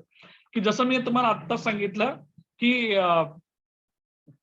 या जागतिकीकरणाच्या प्रक्रियेमध्ये जसं बौद्धिक विकासाला चालना मिळाली, तसं जागतिकीकरणाच्या माध्यमातून भांडवलशाही, उदारवाद, त्याच्यानंतर व्यक्ती स्वातंत्र्य या गोष्टींना खूप महत्वाचं स्थान आहे त्याच्यामध्ये. जागतिकीकरणामध्ये भांडवलवाद, लोकशाही, उदारमतवाद आणि व्यक्ती विकास या मूल्यांना याच्यामध्ये खूप महत्वाचं स्थान दिलं गेल्यामुळं भांडवलशाही किंवा जागतिकीकरणाच्या प्रक्रियेच्या आधी जी संबंध जगभर जी साम्राज्यवादी व्यवस्था होती किंवा जी राजेशाही व्यवस्था होती किंवा त्याच्याही आधी आपण तुम्हाला सांगतो की जी वसाहतवादी जो दृष्टिकोन होता तो त्या कालखंडामध्ये लोप पावला आणि त्याच्यानंतर जागतिकीकरणाची प्रक्रिया सुरू झाली. त्याच्यामुळे काय झालं की जगातल्या अनेक देशांना असं वाटलं की आता व्यक्तिवाद, व्यक्ती विकास आणि लोकशाही प्रक्रिया खूप मोठ्या पद्धतीने वाढायला संधी मिळालेली आहे. यासोबतच जगभर असं झालं की ज्यावेळी भारत स्वतंत्र झाला त्याच कालखंडामध्ये जगातले अनेक देश काय झालेले आहेत, स्वतंत्र झाले भारताप्रमाणे. साधारणपणे 1975 ते 91 या कालखंडामध्ये लोकशाही व्यवस्था मान्य करणाऱ्या देशांची लोकसंख्या जी आहे किंवा संख्या जी आहे ती दुपटीनं वाढली. त्यामुळं जागतिकीकरणाच्या प्रक्रियेमुळे लोकशाही व्यवस्थेला एक पोषक असं वातावरण निर्माण झालं की जे वातावरण जागतिकीकरणाचा विकास होण्यास जे अतिशय पोषक ठरलं. आणि मग त्या लोकशाही देशांनी जागतिकीकरणाचं धोरण स्वीकारलं आणि मग आपला विकास करायचा असेल तर उद्योगधंद्याविषयक आणि आर्थिक घटकांविषयक त्यांनी आपलं खुलं धोरण स्वीकारलं. हा त्याचा महत्वाचा फरक झाला किंवा फायदा झाला. पुढचा घटक तो म्हणजे आहे मानवी हक्कांना महत्व दिले गेले. जागतिकीकरणाच्या प्रक्रियेमध्ये मानवी हक्काच्या संबंधांना अतिशय महत्वाचं मानलं जाऊ लागलं की व्यक्ती महत्वाचे आहे आणि व्यक्ती जर महत्वाचे असेल तर व्यक्तीच्या हक्क आणि अधिकारांचं संरक्षण होणं खूप गरजेचं आहे. आणि त्याच्यामुळेच जगभरामध्ये ज्या काही आंतरराष्ट्रीय संघटना निर्माण झाल्या, युनो असतील, जागतिक बँक असतील, जागतिक नाणेनिधी असतील, या सर्व घटकांशी या सर्व संस्थांची जगातले सर्व देश जोडले गेले आणि यांच्या माध्यमातून जगातल्या सर्व देशांच्या हक्कांचं संरक्षण व्हावं, त्यांचं संवर्धन व्हावं, त्यांच्या सर्व गरजांची पूर्तता व्हावी याकडे विशेष लक्ष दिलं गेलं. आणि त्याच्यामुळं जे राष्ट्र किंवा जी देश मानवी हक्कांना महत्वाचं स्थान देत नाहीत किंवा ज्या देशामध्ये मानवी हक्कांची पायमल्ली होते अशा देशांना वर जरब बसवण्यासाठी किंवा धाक दाखवण्याचं काम या संस्थांच्या माध्यमातून केलं गेलेलं आहे. त्यामुळे जागतिकीकरणाचा हा एक चांगला फायदा आहे. आणि पुढचा फायदा तो म्हणजे धर्मनिरपेक्षतेस चालना. व्यापारी धोरणाचं उद्दिष्टच आहे की तुम्ही कुठल्या धर्माचं किंवा कुठल्या संप्रदायाचं, कुठल्या भाषेचं याच्याशी त्यांना काही देणं घेणं नसतं. व्यापार हा व्यापार असतो. त्यामुळं कोणत्या मूल्यांना मानायचं जागतिकीकरणाच्या प्रक्रियेमध्ये तर आर्थिक विकास आणि पैसा याच दृष्टिकोनावर अतिशय भर दिला असल्यामुळं कोणता देश कोणत्या मूल्यांना मानतो, कोणत्या धर्माला मानतो या ठिकाणी कुठल्याही पद्धतीचा विचार मांडला गेला नाही. खुलं उदारी दृष्टिकोन स्वीकारला गेला आणि त्याच्यामुळं जगभरामध्ये धर्मनिरपेक्षतावादी दृष्टिकोनाचा प्रसार झाला, वाढ झाली. किंबहुना जे देश मूलतत्ववादी आहेत किंवा जे फंडामेंटलिस्ट आहेत किंवा जे संप्रदायवादी विचारांना किंवा धर्मांना प्रमाण मानणारी जी देश आहेत त्यांच्याकडं या जागतिकीकरणाच्या प्रक्रियेनं म्हणजे त्यांना उलट बाजूला सारलं. आणि ज्या देशांमध्ये अशा पद्धतीच्या सामाजिक मूल्यांना धर्मनिरपेक्षतावादी तत्वाचा स्वीकार केलेला आहे अशा देशांना, अशा समाजांना त्याचा फायदा झालेला आपणास दिसून येतो. किंबहुना जागतिकीकरणाच्या प्रक्रियेमुळं धर्मनिरपेक्षतावादी दृष्टिकोनाचा विकास झालेला आपणास दिसून येतो. या जागतिकीकरणाच्या सामाजिक सांस्कृतिक फायद्यासोबतच जागतिकीकरणाचे वैयक्तिक फायदे देखील झालेले आहेत. तर पहिला आहे ते म्हणजे गतिशीलतेमध्ये वाढ. म्हणजे जागतिकीकरणाच्या प्रक्रियेमुळे बौद्धिक कौशल्याला संधी असल्यामुळं लोकांनी तो जी व्यक्ती जी आहे ती कुठल्या देशाची आहे इथं कुठलंही त्याला स्थान राहिले नाही किंवा किंमत राहिली नाही. तर ती व्यक्ती किती कुशाग्र बुद्धीची आहे, त्याच्याजवळ नवी काही मांडण्याचं आहे का, त्याच्याजवळ नवं काहीतरी संशोधन करण्याचं साधन आहे का किंवा ती करू शकते का, यालाच अतिशय महत्वाचं स्थान दिले गेल्यामुळं व्यक्तीच्या विकासामध्ये किंवा व्यक्तीला आपला स्वतःची डेव्हलपमेंट करून घेण्यामध्ये जागतिकीकरणाच्या प्रक्रियेनं प्रचंड मोठी संधी निर्माण करून दिली. म्हणूनच मी तुम्हाला उदाहरण दिलं की गुगलचा जो सीईओ आहे तो भारतातली व्यक्ती आहे, ती सुंदर पिचई आहे, जे अनेक क्षेत्रातील मोठमोठ्या उद्योगांचे प्रमुख कधी भारतातील अनेक लोक जाऊन बसलेले आहेत, की तो व्यक्ती कुठल्या जातीचा आहे, कुठल्या धर्माचा आहे, याला जर अतिशय त्याच्यामध्ये कुठल्याही पद्धतीची किंमत नाही, मात्र ती व्यक्ती किती हुशार आहे, ती नवं काहीतरी संशोधन करू शकते का, याला चालना मिळाली. त्याच्यामुळं आर्थिक प्रगती आणि व्यक्ती विकास ही मोठ्या पद्धतीनं घडून आलेला दिसतो. दुसरा आहे रोजगाराच्या संधीत वाढ. खूप मोठ्या संधी जागतिकीकरणाच्या प्रक्रियेतून निर्माण झाल्या आणि साहजिकच त्याचा परिणाम म्हणजे रोजगाराच्या संधीमध्ये प्रचंड मोठ्या प्रमाणावर वाढ झालेली तुम्हाला दिसून येतो. फक्त जागतिक करण्याच्या प्रक्रियेत जे काय रोजगार आहेत, नवीन रोजगार आहेत, त्याचं सगळं कौशल्य तुमच्याजवळ असेल, नवं काहीतरी शिकण्याची तुमच्याजवळ उमेद असेल, तर तुम्हाला त्याच्यामध्ये संधी मिळू शकते. आणि तशा पद्धतीच्या खूपशा संधी जागतिकीकरणाच्या प्रक्रियेनं निर्माण करून दिल्या.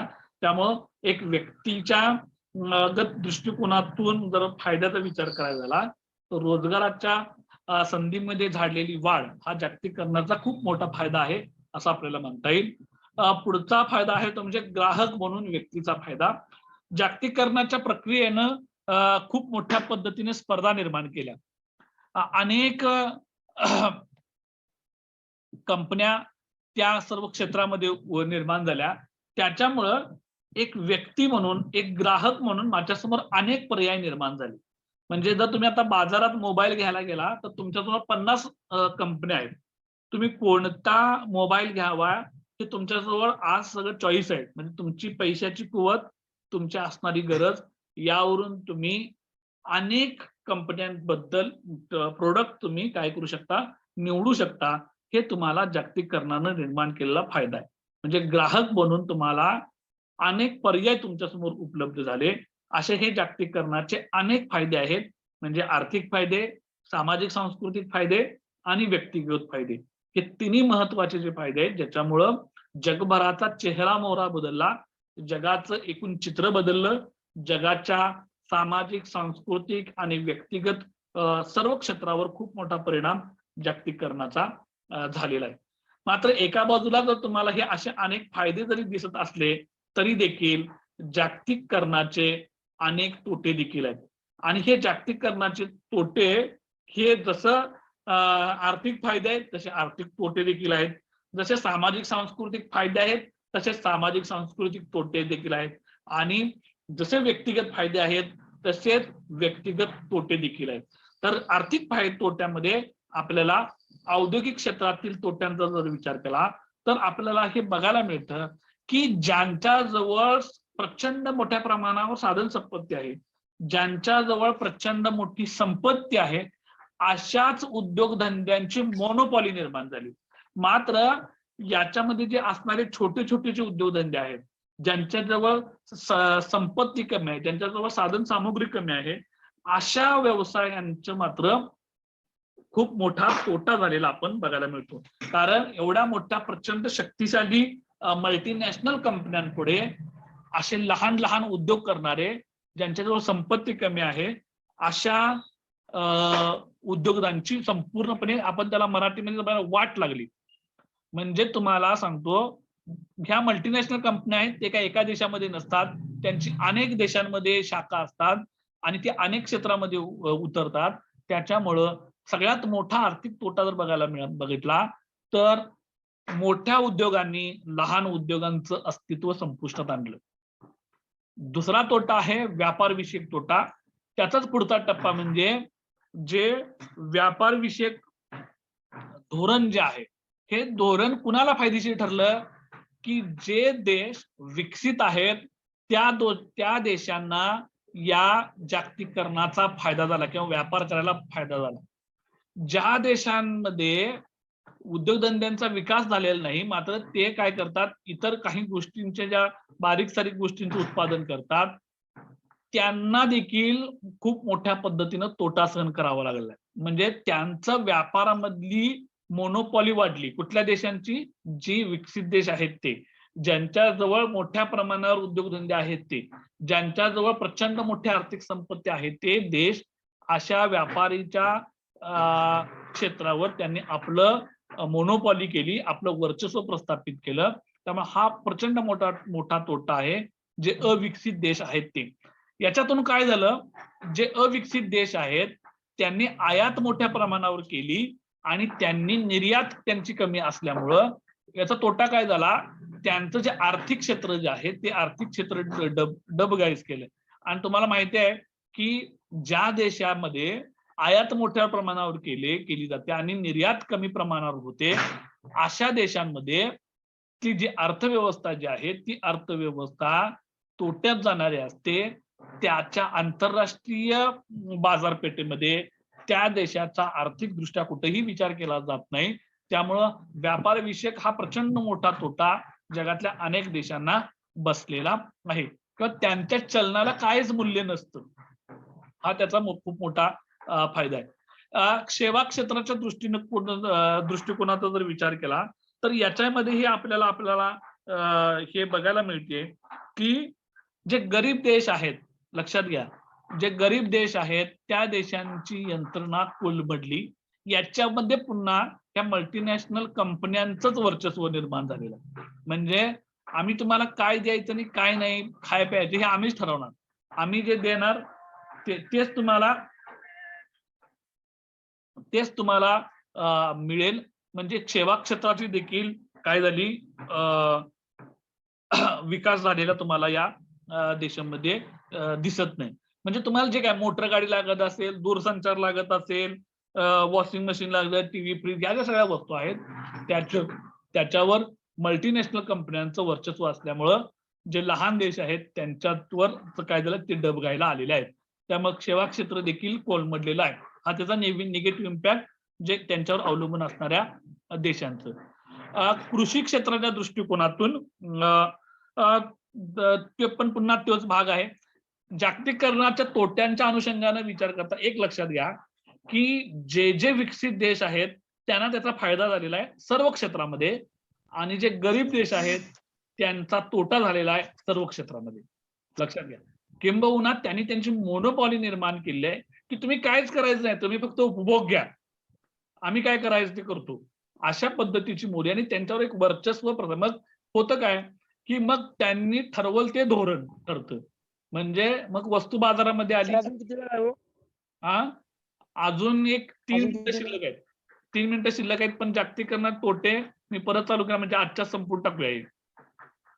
हा लगे आता जे तुमच्या स्क्रीनवर आहे 2 पॉइंट संपले की थांबवतो. म्हणजे हे पुन्हा रिजॉईन करूया आणि चालू करूया. म्हणजे हे 2 मुद्दे संपून थांबूया ना, 10 मिनिटं लागतील. ठीक आहे. हा ओके सर.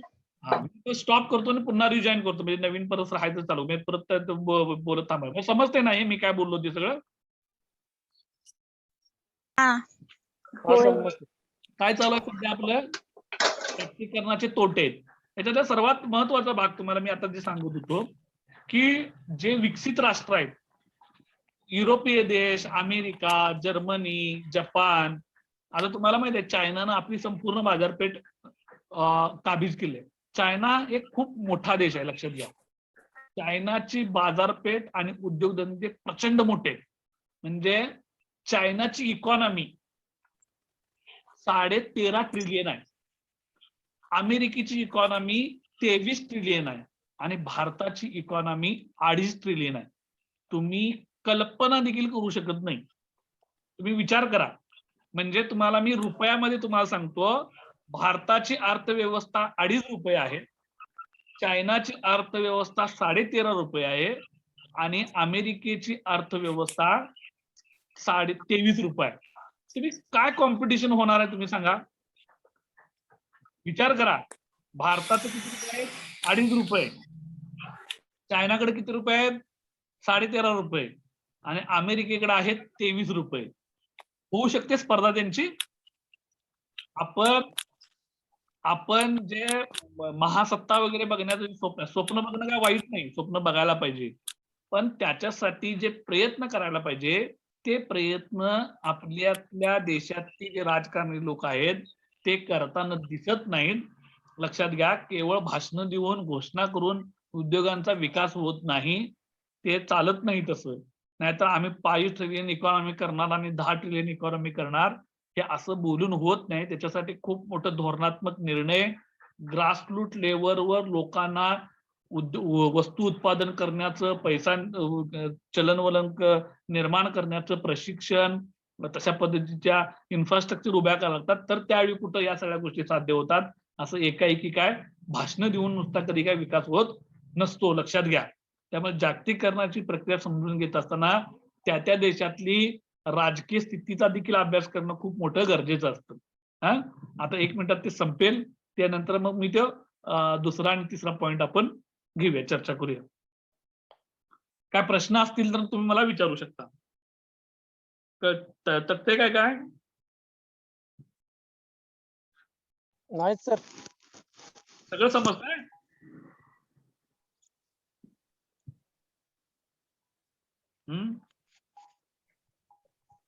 सगळं समजतंय काय? होय सर. सगळी तुम्ही लय हुशार आहे. काय करायचं?